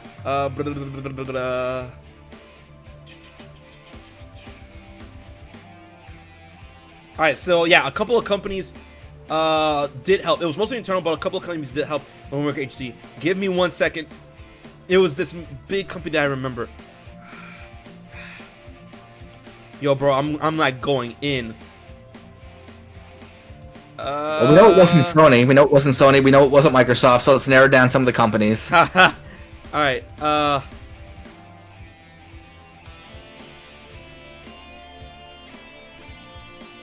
I'm like diving into an Iwata asks about this, bro. Give me a second. I'm gonna find it. I'm almost there. Hey, yo, Don and Roger Space's rating with a party of 71 and 3. Bro, guys, what's good? I'm sorry I took Stealth away from you. Stealth. Yeah, I know. While I'm doing this, are you still the king or no? No, I'm not the king of Clubhouse games because they all ganged up on me. That's bullshit. What the fuck? Yeah, they wouldn't play fair. They all ensured I'd lose. That's BS. All right, there you go. Thank you. I found it. Hexadrive. Hexadrive is who... I didn't even know that they worked on that. Yeah, Hexadrive. It was mostly Nintendo EAD, but Hexadrive did help with the graphics reworking and remapping. So, they helped with that. And then, of course, Tantalus helped with Twilight Princess HD, right? And a lot of people kind of clown on Twilight Princess HD for not leaving that big of an impression for an HD title on the Wii U as much as the Wind Waker did. Because I'm telling you right now, Wind Waker HD is just so beautiful, right? But I feel like, once again, it's a port. But the thing is, it looks so beautiful thanks to the style, and a big thanks to the bloom effects that was added to the game. It felt like it had more of a capacity to leave a bigger impression in the heads of people who played Wind Waker HD, aside from Twilight Princess HD, which deals with a more realistic style. Even though Twilight Princess HD, when you look at the textures and everything that was like redone, it's like, yo, this is actually really clean. But like the overall grand scope, unlike the style of Wind Waker HD, didn't really, leave that big of an impression. However, going off that tangent, Skyward Sword HD. Skyward Sword has a very particular art style, which is something I feel is a combination between Wind Waker and Twilight Princess. And if we were to get an HD version of that, I feel it would just look beautiful, like absolutely beautiful, right? So that's one of the biggest reasons why I want Skyward Sword HD. You hear me, Roger? Roger, I see you. I see Skyward Sword HD on the Switch. Me and Stealth, birds like a feather. We are the Skyward Sword stands. I don't care what anyone who says against anything about Skyward Sword. It's an amazing game. Number 3 in my book. It was number 2 that, like, right after Ocarina of Time, it was number 2 for me up until Breath of the Wild came and took number 1 and shifted those 2 down. But man, Skyward Sword is it. And I want an HD. And I'm like, but I want HD without the motion controls. Something you need to understand, guys. Skyward Sword's identity has to deal with the motion controls. You can't just take them away and expect the game to work, right? And like, oh, it won't work on the Switch. Why not? We have Joy-Cons. Like, so that's my piece. What you gotta say, Stealth? Yeah, I definitely agree. I loved Skyward Sword when it first came out, but yeah, the motion controls are a huge part of that game, especially when it comes to certain fights, or you have to angle the sword a certain way, or I remember I think there was like a Skullfos boss where he would have his shield and his sword like in like a half rectangle, and you had to get it in the side. Yes, I love the boss fight is so good in that game. Or from the bottom, or you had to like pull an arm off of one boss. I'm not gonna say who it was, but yeah, I mean the motion controls are a huge part of that game. So obviously, they would have to make it work with the Joy-Cons, and they would have to make it work with the Pro Controller too. So that's kind of I don't know if that's a big issue, but it is an issue that they'd have to work on. But yeah, I mean, just imagining how they'd redo all those like pastel textures of Skyward Sword, may make them HD. Yeah, that game would look beautiful. It would look beautiful. Oh man, I live for that game, and I just like to see how the bosses, how the scenery would look in HD, because I felt that was one huge thing about Skyward Sword's charm, is that of course it ran on the Wii, but it was able to make do with the limitations of the Wii in order to present a really cool art style and graphical fidelity. Although they gave I would say the mirage of great graphics of Nintendo's of Miyamoto's love of impressionist art, where the graphics, the draw distance would help the graphics seem like it's a pastel painting in the background, when in reality it was just getting muddied because it couldn't render properly at that distance, right? But with the power behind the Nintendo Switch, I feel they can do some really wild stuff with it. And for those who are wondering who Hexadrive is an independent video game developer within Osaka, Japan, that was founded by a former Capcom programmer. That's who Hexadrive is. Alright, yeah. But Skyward Sword HD, give it to me. But the question is, and I want to pose this to you, and of course I'm asking the chat along with Roger, is that considering, let's throw a dart at the wall and say that maybe Breath of the Wild 2 isn't as far along in development as we think. Would you rather have Skyward Sword HD before or after the release of Breath of the Wild 2? Ooh, good question. It really depends on when Breath of the Wild 2 is launching. If we're saying that Breath of the Wild 2 is going to launch in 2021, then yeah, give me Skyward Sword HD now, like tomorrow. But if you're telling me that Skyward Sword is coming Q1 2021, like pretty soon, then yeah, I would be thinking about Breath of the Wild, honestly, and I would just want like all the trailers and the deep dives on that. But yeah, Skyward Sword HD, it just feels like it's next in line, because all the other 3D Zelda games have been remade in some capacity, whether on 3DS or on Wii U, and Skyward Sword is up. I mean, it's got next, as they say. Right. I honestly believe, like, if I have to tip my hat and bow to the idea of Breath of the Wild 2 coming out in 2021, then, you know, I would do it only under the pretense that Skyward Sword HD is the Zelda game for this year. Because, you know, if that's what's gonna go down, I feel that will be a very, you know, a better strategy in the grand scheme of things. Skyward Sword HD coming out this year, we get some awesome new Skyward Sword amiibos, and we carry over some Skyward Sword amiibo data into Breath of the Wild 2. And, yo, Demise amiibo, give it to me! Wait, stop me. Yo, stop me. Alright, yo, a Fi amiibo, a Girahim amiibo, wait, stop me. But, if that's the case, I would take a bow to that. I would. Skyward Sword HD, only if it comes out this year. Yeah, and honestly, we don't know how big the Zelda team is. It's very possible that they could have a skeleton crew of the Zelda team working with Grezzo or somebody to work on it. It doesn't have to be like the full Zelda team. Right. Oh yeah, of course. So, you know, obviously, it's within the realm of possibility that they're working on multiple projects, and they've done that in the past. Definitely. So, you know, I'm not putting it past. That's actually being worked on right now. I wouldn't be surprised at all. Yeah. But man, because like we've had those screenshots of Nintendo playing around with, like, because they talked about this on a keynote. They said this way before when they were announcing Wind Waker HD, how they were playing around with past Zelda games in a, you know, what it would be like in HD, playing around with the graphics and whatnot. When they first announced Wind Waker, it's like, oh, we felt that Wind Waker would be it, and then we're gonna release it ahead of the next, you know, Zelda game, which turned out to be Breath of the Wild. And then they did the same thing for Twilight Princess. And then some years after that, after Breath of the Wild came out, Nintendo had a keynote in which they showed off, you know, key aspects of Breath of the Wild's development and talked about other Zelda games that helped in establishing the look and feel and the graphical, you know, fidelity of Breath of the Wild, which is amazing. And they went through some stills of Wind Waker, Twilight Princess, and Skyward Sword in HD. And I'm like, yo, if this isn't a hint that they have this in their back pocket, then I don't know what it is. Because two of those fuckers came out, and I'm waiting on the third. So, you know, God, you guys don't understand how much I love Skyward Sword. Skyward Sword is such a good game. And, yo, if they actually decide to go out on a limb and maybe just, you know, redo the music, I would love it. I would love it. Because, you know, it's funny. Because I've been playing a lot of Xenoblade lately. A lot. And I'm saying a lot. I've actually was playing Future Connected before I started setting this up.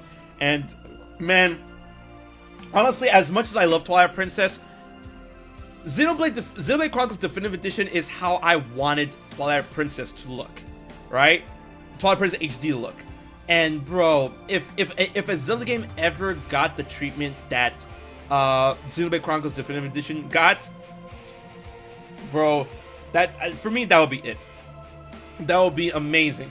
And you know, Zelda games did have that kind of treatment in the form of Ocarina of Time and Majora's Mask 3D, but I would no. Let me not get violent here, but I would damn, how do I convey my emotions here?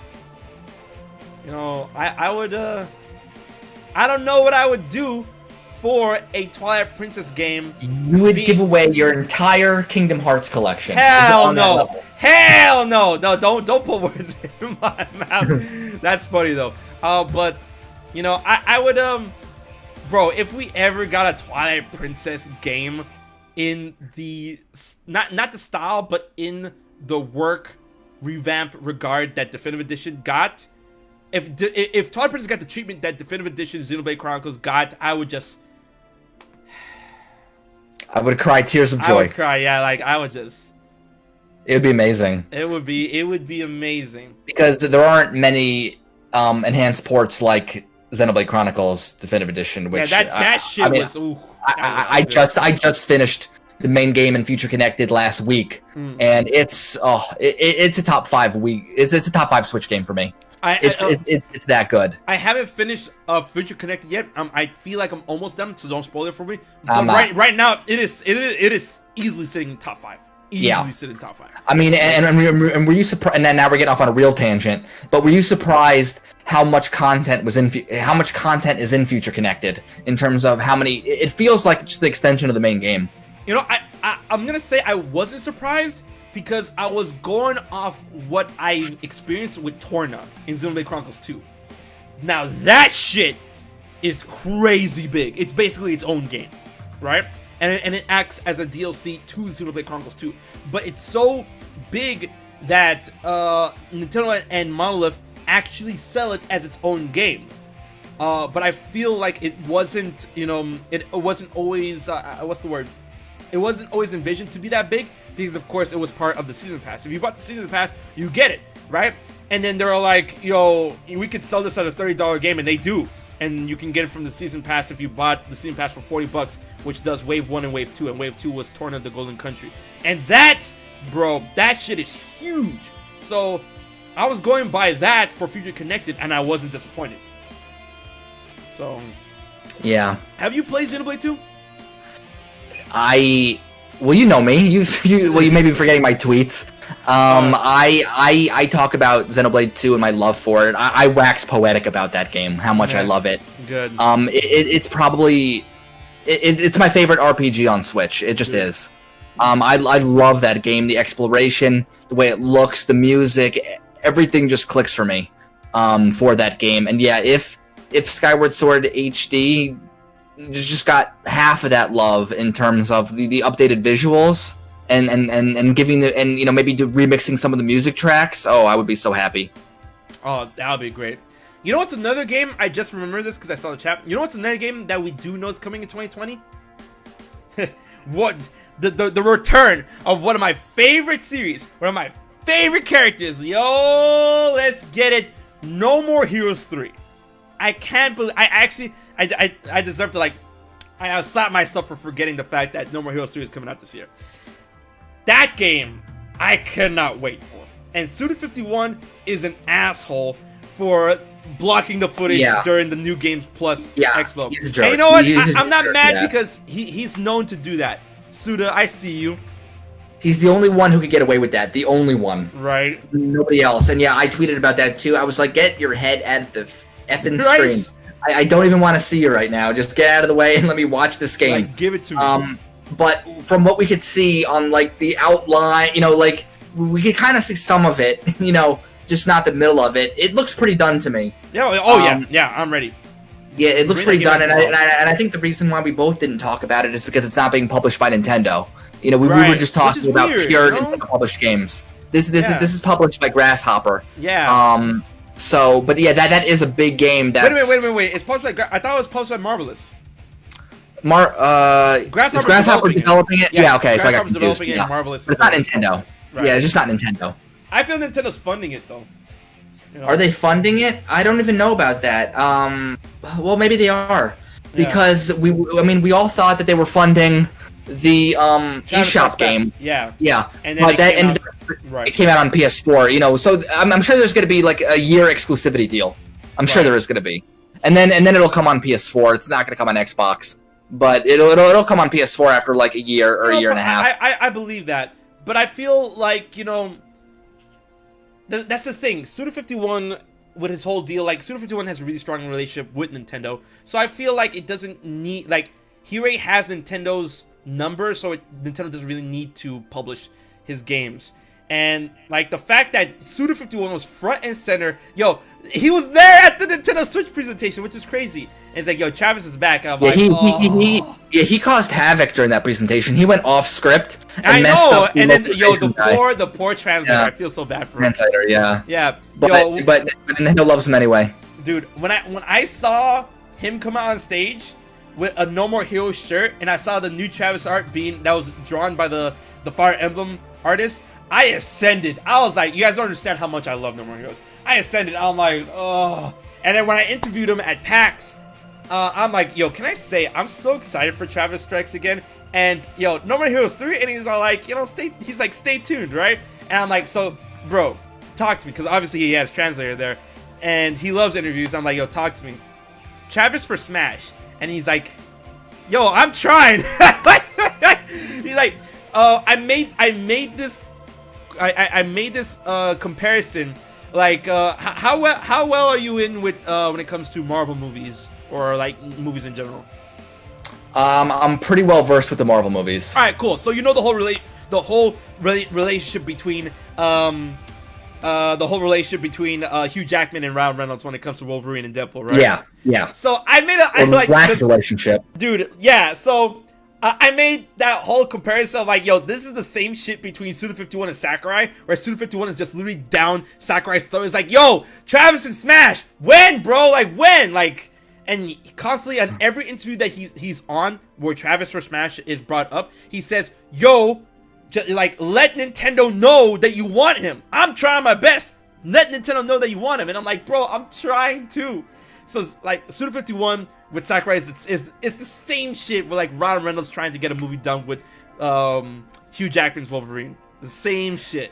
Yeah, you know, now that you're saying it, you're right. It's exactly the same. Where Suda wants to happen so badly, and really, and honestly, we know that, you know, it's not even Sakurai's decision in this case. It's Nintendo with the list, but you know, it's just crazy. Like Sakurai is just this gatekeeper of magic. And, you know, if you get the call from him, it's like, you know, you're just golden. Oh, you're in, bro. You're in. Yeah. But I honestly cannot wait for No More Heroes 3 for the Switch. I need a release date. I'm actually sweating a bit. You know, Suda51, the last time they showed off the quote-unquote gameplay at New Games Plus Expo, some supplementary, what's the word I'm looking for? Some supplementary... I'm gonna just say news, but it's something else. Some supplementary news that came out said that, you know, it's still geared for a 2020 release. I'm like, you know, there's a lot more than what you could say for games like Bayonetta and shit. But, you know, the gameplay looks done. I'm ready for this game. Just give it to me. But then another thing I want to bring up when it comes to HD games coming to the Switch, of older games and whatnot, especially with No More Heroes 3, is No More Heroes 1 and 2 coming to the Switch. And they were both Wii games, and this is going off what I was going to say earlier, where Travis Touchdown and No More Heroes literally became Suda51's biggest hits, like ever, right? And Suda51's been doing games for a long time. He's done Killer 7 on the GameCube, he's done Killer is Dead, he's done Evil, there was another one. He produced Lollipop Chainsaw, and he's just done a lot of weird, funky games. I like to call him the Quentin Tarantino of video games, because, you know, that's the kind of spaghetti western blade style he likes to do and whatnot. But I would like to see No More Heroes 1 and 2 on the Switch in order to help supplement No More Heroes 3 and whatnot. And once again, I feel it wouldn't be an issue because, one, the Switch has motion controls, the Joy-Cons, and No More Heroes 1 actually got remastered as No More Heroes Heroes Paradise on PS3 and Xbox 360 without motion controls. So, you know, they can find, I don't know, middle ground or just offer both gameplay schemes, you know, whatever. What do you have to say? Yeah, I definitely do agree that they're going to include both controller schemes, especially No More Heroes 3. Yeah, and, you know, Suda did say that he does want both No More Heroes 1 and 2 to be on the Switch. But it's up to one of the publishers in charge of it, in charge of the franchise, to make that happen. Obviously, he's like this like indie kind of developer. He doesn't have the pull to just, and he doesn't own these IP. And I think that people have to understand. He doesn't. I don't think he owns the No More Heroes IP. He's just kind of like the head of it. Just like Sakurai doesn't own the Smash Brothers IP. He just can't say, you know, buy Nintendo, I'm putting Smash Brothers on everything. Right. He's in charge of the franchise, but he doesn't own it. So that's so it's not really up to him. If it was up to him, I'm sure that No More Heroes 3 would have been made already. Right. But you know, I honestly think, because Suda51 created Grasshopper, and I feel like No More Heroes is a Grasshopper thing, because I mean, No More Heroes has been published and produced by multiple publishers throughout different regions. Right? Marvel has handled it in Japan, Rising Star Games handled it in Europe, and Ubisoft handled it in America when it comes to No More Heroes 1 and 2. Yeah. Right? So I feel that he does own No More Heroes, especially since he owns Grasshopper. And Grasshopper is like the people who make No More Heroes, and obviously, like, every time Grasshopper is even shown anywhere near No More Heroes. Travis's the Grasshopper face changes to Travis's face, and you know, I feel there is no More Heroes, there is no Travis without Suda involved. And of course, there are developers that, you know, do that, in which like the guy himself doesn't own the property, but his company does and whatnot, but he merely creates it for that. But you know, some companies like Kingdom Hearts, a matter of fact, outside of VCast, before you guys bring that up, outside of VCast, they will not make a Kingdom Hearts game without Tetsuya Nomura, because that literally is his baby. He doesn't own it, but I mean, that is his baby, right? Yeah, I mean, and honestly, it's kind of like the same thing with the Mother franchise of Nintendo, where, you know, the developer kind of retired from games, and you know, and Nintendo's been asked, you know, how come there's not a new Mother game, and they just don't want to make it without him. Right? Come on, Reggie, give us Mother 3. Yeah, Man. But you know, they just won't make Mother 4 without, you know, him. And they won't. Kind of thing. When you have a developer that's so iconically linked with the franchise, it's hard to move it on. But if the franchise is super popular, like Smash Brothers, eventually that's gonna happen. Oh, but you know, there are certain franchises that are tied to developers. Right, because they can only do it with that certain developer, and if they try to, they might learn the hard way. You know, but at the same time, you know, there are times where the original creator and developer, they leave the company and they have to leave their babies behind, but they are handled in a capable way behind with the people that, you know, are still within the company. Case in point, Devil May Cry, right? Hideki Kamiya created Devil May Cry. He created Dante, and he, like, bro, if you guys don't know what Hideki Kamiya looked like as a teenager, it literally will all make sense. The guy who created Beautiful Joe, Dante, and Bayonetta, and Wonderful 101. As soon, like, do me a favor, search up on your Google taskbars or whatever, search up Hideki Kamiya, teenager, and get back to me and just be like, it makes so much sense, right? So, with Devil May Cry 5, you know, Hideki Kamiya had no involvement whatsoever because he left Capcom and created Platinum Games. He had no involvement whatsoever, and Devil May Cry 5 was still an amazing game that held true to what Devil May Cry is all about, right? So there are those, you know, I would say, you know, those case in point situations where, like, they can still get made without the people who put them on the map, who created them, and not always, but it's possible. So when it comes to a series like Mother, which a lot of people will love to see Mother come back, Mother 4 or Mother 3 at least on the Nintendo eShop or wherever the fuck, you know, the guy just doesn't want to make games anymore, and I'm pretty sure he said that on record multiple times. He just doesn't want to anymore. Yeah, I mean, he felt like Mother 3 was the best game that he could ever make, and I'm pretty sure he said that. He just, after he made Mother 3, he just had no desire to do anything else. Right.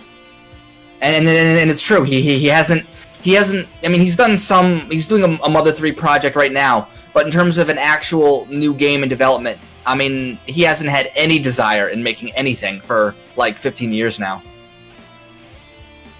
Man, it's just, and then some things people need to consider is that Mother 3, the Mother games in general, the writing is actually pretty wild, right? Not only is it wild, but there's so many tongue-in-cheek jokes that deal with Japanese cultures that worldwide audiences will not understand. So not only in order to bring the game worldwide, they would have to rewrite portions of the game in order for it to be understood worldwide, and they have to dodge around the risque jokes that are made within the Mother series, right?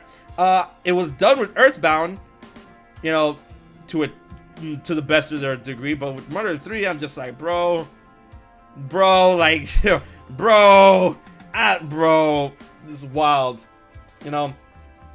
Already off the bat, you know, Mother 3, I've read Mother 3's story, I've never played it, but Mother 3's story is actually pretty wild, and it begins wild, like, yeah, and it's dark, even by like, Nintendo RPG standards. It's pretty dark. It's very dark, right? But you know, I'm not mad at people wanting Mother 3 because it was Nintendo's wild boy idea to put Lucas in Smash, like from Brawl. I'm like, bro, you gonna put Lucas You're gonna put Lucas in Smash, and Mother 3 is still not available worldwide. I'm like, yo, that's your own fault, Nintendo. You can't be mad at these people asking for Mother 3. Of course they're gonna want to know the game where this guy came from. You know, the same shit happened with Fire Emblem, and look at Fire Emblem now. You know, but at the end of the day, you know, once again it deals with the original creator just, you know, out of steam.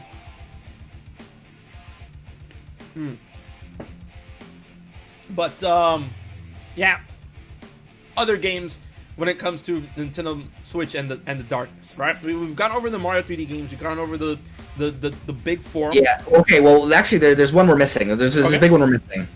We are missing Pikmin 3 Deluxe, which is another one. Oh, Pikmin 3 Deluxe, and then we can talk about how Miyamoto claimed how many years ago did he say that Pikmin 4 was like almost done?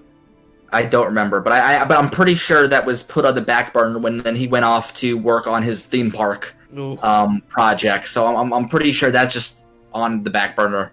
Yo, Pikmin 4 is on ice. But if Pikmin 3 Deluxe comes to the Switch, I'll be really happy because I love the Pikmin games.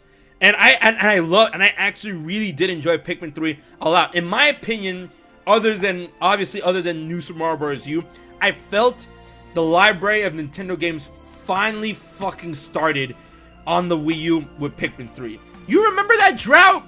Bro, I remember. It was tough. It was not pretty. It was not pretty. Like, we got New Super Mario Bros. U and a bunch of shovelware. And I'm like, yo, so when the game's coming out, man? When's the games? And then Pikmin 3 came out, and then Wind Waker HD came out, and then finally it picked up slowly but surely. But I loved Pikmin 3. And if Pikmin 3 were to come to the Switch, I'm all for that. But what do you think would they add to a Deluxe?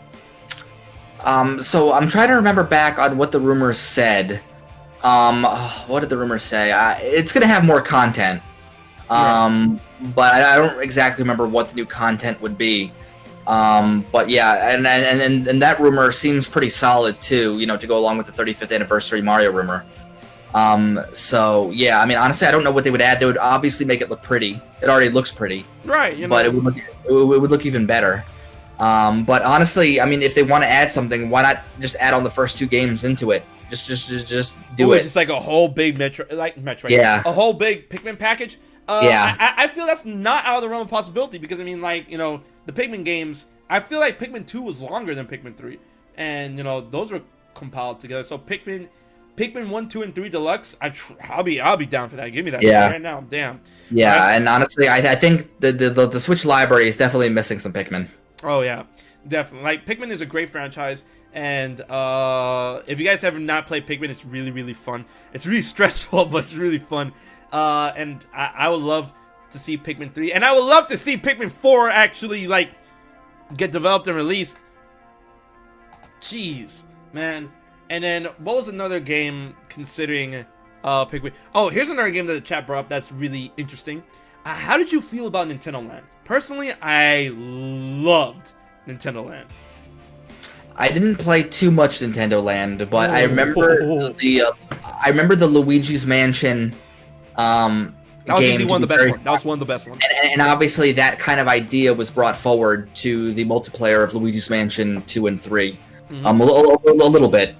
And then of course the Metroid game, where I think like there's some bounty hunters on the planet, you know, then you know there's some who can fly. Yep. And you have to fight aliens. That was super fun. I don't remember the rest of the games though. There was a F-Zero one. There was that Donkey Kong one was so funny. Oh my god, that Donkey Kong one was so funny because me and my friends would have parties around Nintendo Land. Just Nintendo Land, because I was the only one dumb enough to buy a Wii U, right? So we would just have parties around Nintendo Land up until Smash came out. And man, we would take turns in that Donkey Kong game, and every time you would die, you would just like splatter, and just like your death would be like chalked up on the wall. So we basically saw that as like a blood stain. It's like, yo, that's where you got splattered, man. And then it's like, all right, let's see if we can pass this. Yo, that Donkey Kong game was hilarious. The F-Zero game was really fun. The Zelda one was really really good. It was like an on rails. It was like basically, it was like an on rails, not shooter, but obviously like some people had bow. Like I think 3 people had bows, and one person had a sword and shield, and you had to be behind them and, you know, help them out. But that was really fun. Oh, dude, Catch Mario? Catch Mario was, oh, God. That game was so stupid. That game was stupid fun. That Luigi's Man, I feel that Luigi's Mansion one was my favorite, though. That one was too good. Yeah, it was too good, and that's why Next Level Games brought it into the multiplayer. Yeah. And then, what else was on Nintendo? And the fact that, like, the more you play, the more stuff you earn to, like, put all over Nintendo Land. And it was, like, these little, like, you know, either caricatures or these gigantic pieces of, like, the Great Deku Tree, Lazaflos, a Metroid, you know, the Donkey Kong swing, and all that stuff. Bro. Like, Nintendo Land, like, people sleep. I feel people sleep on Nintendo Land, right? And yeah, that was really good. Yeah, there's still a stigma about party games for whatever reason, even if they are very good. You know, that party games are just for casuals and they're all shovelware. But you know, for Nintendo Land, party that games wasn't the case. Party games when done right, you can legit like, people have like party games for like a party of people. But if a party game is done right, you can have a party with that game. We legit had parties around Nintendo Land, and you know what's another game that I felt slept on, which would be a great game, but I mean they can't really use the same name. They'll have to change the name. We Party U. We Party U was actually so much fucking fun, right? And I would love to see a game in that spirit on the Nintendo Switch. You know? Agreed. Dude.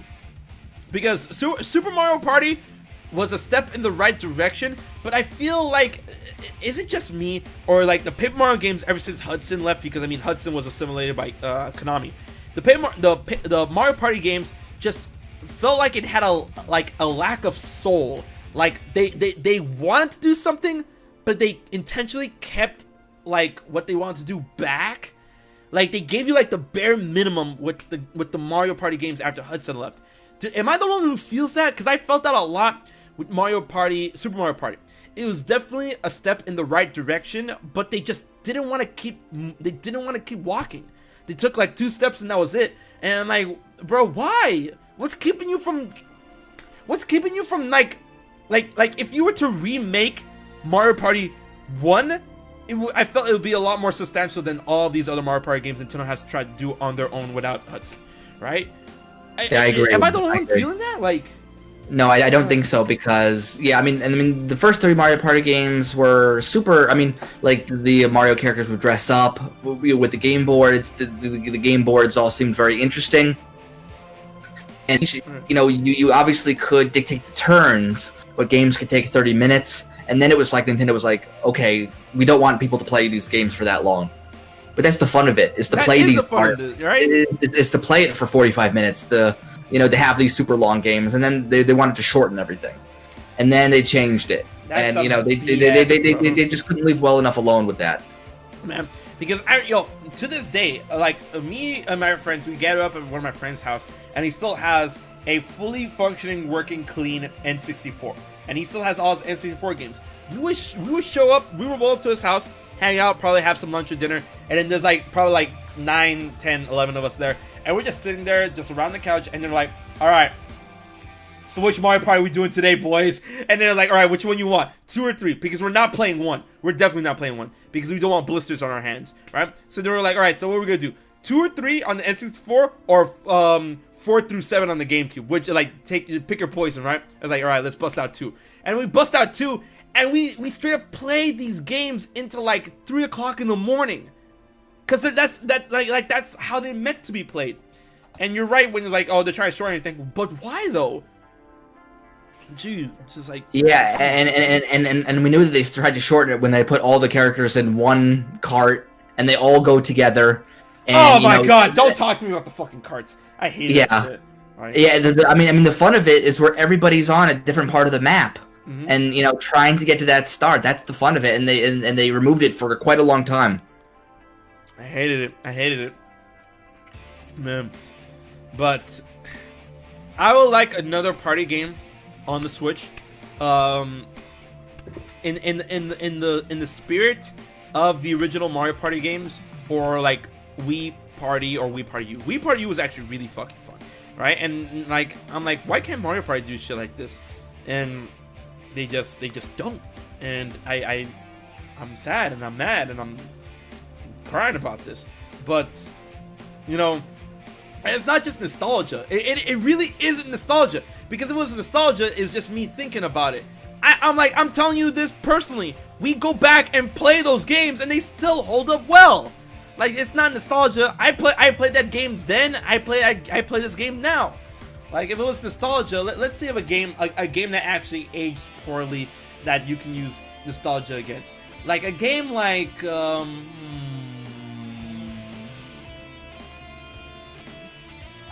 oh, here's one that's gonna get a lot of people mad. You know what game actually didn't age well at all? GoldenEye. GoldenEye did not age well. I loved GoldenEye back in the day, but the way first-person shooters have evolved to what they are now, yo, I went back, I played it, I had fun for what it was, but that's definitely a nostalgia trip. And GoldenEye did not age well. It didn't. So that's crazy. Oh, speaking of next level games, bro, you know what's a game that I would like to see on the Switch? What? Super Mario Strikers! Give me back my soccer. Have you played those games? I played the first one briefly. I do love the Mario sports games, but that's not one I played a lot of. But yeah, I know that's like that's one that everyone just wants. I see. For me, I want Mario Golf. I want to do Mario Golf. That's another good one. But wait, yeah, was it Mario Golf also Hudson? No, it was Camelot. No, it was Camelot. Yeah. All right. Yeah, Camelot's still doing things. Yo, a Mario Golf game would be fire. I'm not gonna lie. I honestly, and when Mario Golf was first announced, and especially, you know, Mario Golf for the N64 and the Game Boy Color, I was like, Mario Golf, like, look, I'm telling you this right now, golf is the most intricate, difficult ball-based sport, and I have so much respect for the people who play golf. But I'm like, but golf is like, for me, is like, it's a sleeper game, right? So I'm like, Mario Golf, but yo, when I played it, I'm like, yo, Mario Golf is fire. Toadstool Tour for the GameCube, that game is stupid good. That game is so good. It's amazing. Even the 3DS game is super good. Yeah. So I would definitely love a new Mario Golf. But the thing is, Camelot recently gave us Mario Tennis Aces, right? And I'm still playing that. But I would like Next Level Games to give us a new Mario Strikers on the Switch, because I'm telling you right now, you know, if we're not counting Super Smash Bros., Mario Strikers is easily the most fucking violent Mario game you'll ever play in your life. And they're also angry, and I love this. I'm like, yo, Mario needed this kind of anger. Yo, the Mario Striker games are wild. And then I say this a lot, but Mario Strikers Charge for the Wii, that's one of my favorite. That's one of my favorite video game openings, because it's an opening that stays true to the core of the game. Because in that opening, everything you see in that opening, you can actually do in the game, even though it's obviously pre-rendered CGI. A lot of games with their openings back in the day, you know, even still now, you see a lot of wild boy shit in order for it to help sell you the game, right? But a lot of the times you're not able to do the stuff you see in the opening in the game. But in Mario Strikers Charged, you're able to do everything you see in the intro in the game. And just give me another Strikers. That violence was brutal. That violence was brutal. That would be a great game for the Wii. You know, especially with a name like Mario and with a sport like soccer, I feel that would sell a lot. You know. Yeah, I mean, just being on the Switch would mean that the game would just automatically sell more by default. Mm-hmm. But yeah, I definitely do agree that we need more Mario sports games. Yeah. Correct me if I'm wrong. Is Luigi Mansions 3? Is the DLC done yet or no? I think it's done. All right. Then that means, you know, there's nothing in the way for Next Level Games, so like, you know, mosey on over to that. But something I want to end off right now, and this might off-put you a little bit. You'll be like, this is weird. What the fuck? But it's fine. Not weird in an uncomfortable sense, but weird is like, bro, what? Wait, do I need my lawyer here? No. Stop. You know what I would want for the Switch? And someone said in the chat, and I'm like, that ain't no joke. I'm real. Let's get it. Glover 1 and 2 for the Nintendo Switch. And I'm Wow. not crazy for saying that because recently there was a buyout by a company that was able to gain all of the rights and assets to Glover and the unfinished Glover 2, which was canceled during development from I'm pretty sure the developer was the A-Team, and they were able to get the rights from Hasbro, right? And they said they have the intention to finish Glover 2 and re-release Glover and Glover 2. And, you know, when you look at those type of games, it looks like games that you would obviously just, you know, regulate to Steam. But, yo, if you bring those games to Switch, I'm telling you right now, it's a wrap. Stealth, have you ever played, or have you ever even, like, have you ever known the grace of Glover? You know, I've never played the Glover games, but as someone who bought every Nintendo Power, there were ads for Glover. You know, the ad was like, "What is this game?" And you know, I knew Glover through the ads, and yeah, that's a franchise I have not thought about in probably 15 years. So Glover's I'm not sure if I back, should man. thank you for that. I'm not sure if I should thank you for that. So, for those who don't know, Glover 2 was actually canceled. It was in development, right? And it was gonna be like the follow-up to Glover, and because Glover was a pretty moderate success, and a lot of people talked about it. The N64 version, not the PlayStation version. I love that game. Personally, it was a big game in my childhood. And Glover 2 was in development, and it had screenshots and a trailer and whatnot, but it was unceremoniously, like, it was canceled during development, right? But there was a lot of weird, because the thing is, Glover's has like this really weird cult fan base where they didn't let it go on why it was canceled. And then the cat was let out of the bag by one of the developers saying that the game was actually like 90% complete, but it just never finished development. And I felt that it had to do with something along the lines of the publisher just pulling the plug on it and saying that they're not gonna, you know, publish the game. And the A-Team probably didn't have the funds to publish the game on their own, you know, thus being an indie studio. And I felt like probably Hasbro had like a really big, like, hand in that whole situation. But that's, you know, that's speculation on that point. But what is known is that the game was pretty much almost done. And very recently, Glover and Glover 2's assets were bought, and the guy who bought it, not the guy, but the company who bought it, said they have the full intention of finishing Glover 2 and releasing it along with Glover 1. And yo, if that ever comes to the Switch, that's ooh man, that's my system seller of 2020. Yeah, I mean, honestly, I wouldn't be opposed to it. But yeah, I mean, Glover is one of those IP that I just don't think many people remember. True. I'll give you that.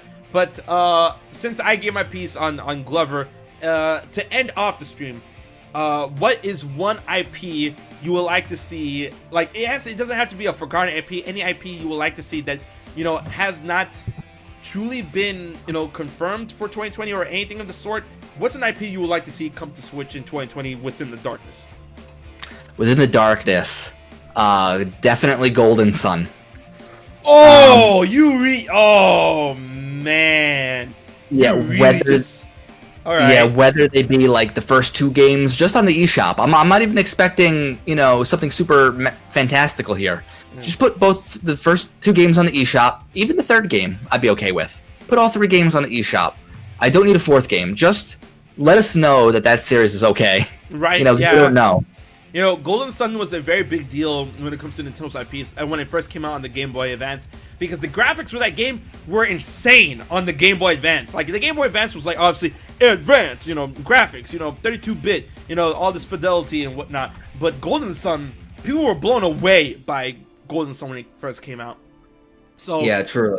Ooh, and then, you know, Nintendo does keep the memory of Golden Sun alive with, you know, Isaac being an assist trophy, and obviously, you know, all the spirits are within Super Smash Bros. Ultimate. So it's not like, you know, Nintendo has forgotten that Golden Sun exists. And, you know, honestly, that's something I would like to see, you know, get new life on the Switch. Because the Switch has done very miraculous things when it comes to breathing new life into series we thought were once dead, or just doing Wild Boy releases. And I feel that Golden Sun will be along the lines of those Wild Boy releases to see on the Switch. Yeah, I agree. Yeah. But, ladies and gentlemen, it is 10 o'clock on the dot. I want to thank you all so much for coming to another explosive episode of The Fifth Dimension. But this is where we end off things. But I'd like to thank my guest, my good friend, Stealth40K, for being here. This was a great conversation. We did not have a moment of silence. It was amazing. Thank you so much for being on the show. Yes, thank you so much for having me. This has been a pleasure, and we're going to have to do this again. I love being in the darkness with you. Oh, man. No, definitely, man. You're a returning guest. Let's get it. So I hope you guys enjoyed this episode of The Fifth Dimension. I will see you next week, Friday, 5 p.m. Pacific Standard Time, sharp, for another episode of The Fifth Dimension. But when it comes to The Fifth Dimension, it not only is a show, it's not only a realm, it's also a team. But when it comes to The Fifth Dimension, I would like to go ahead and raid a new member of The Fifth Dimension who is currently streaming Pokemon Mystery Dungeon Rescue Team DX, another awesome Nintendo Switch game. His name is Backstory Ben. So we're going to go ahead and raid him and let him know that The Fifth Dimension is always watching. And when it comes to the rest of the members of The Fifth Dimension, be sure to check out the team and whatnot. And yeah, we'll see you next week. So guys, until the next stream, until the next entrance of The Fifth Dimension, this has been HMK and Stealth40K, and we will check you guys later.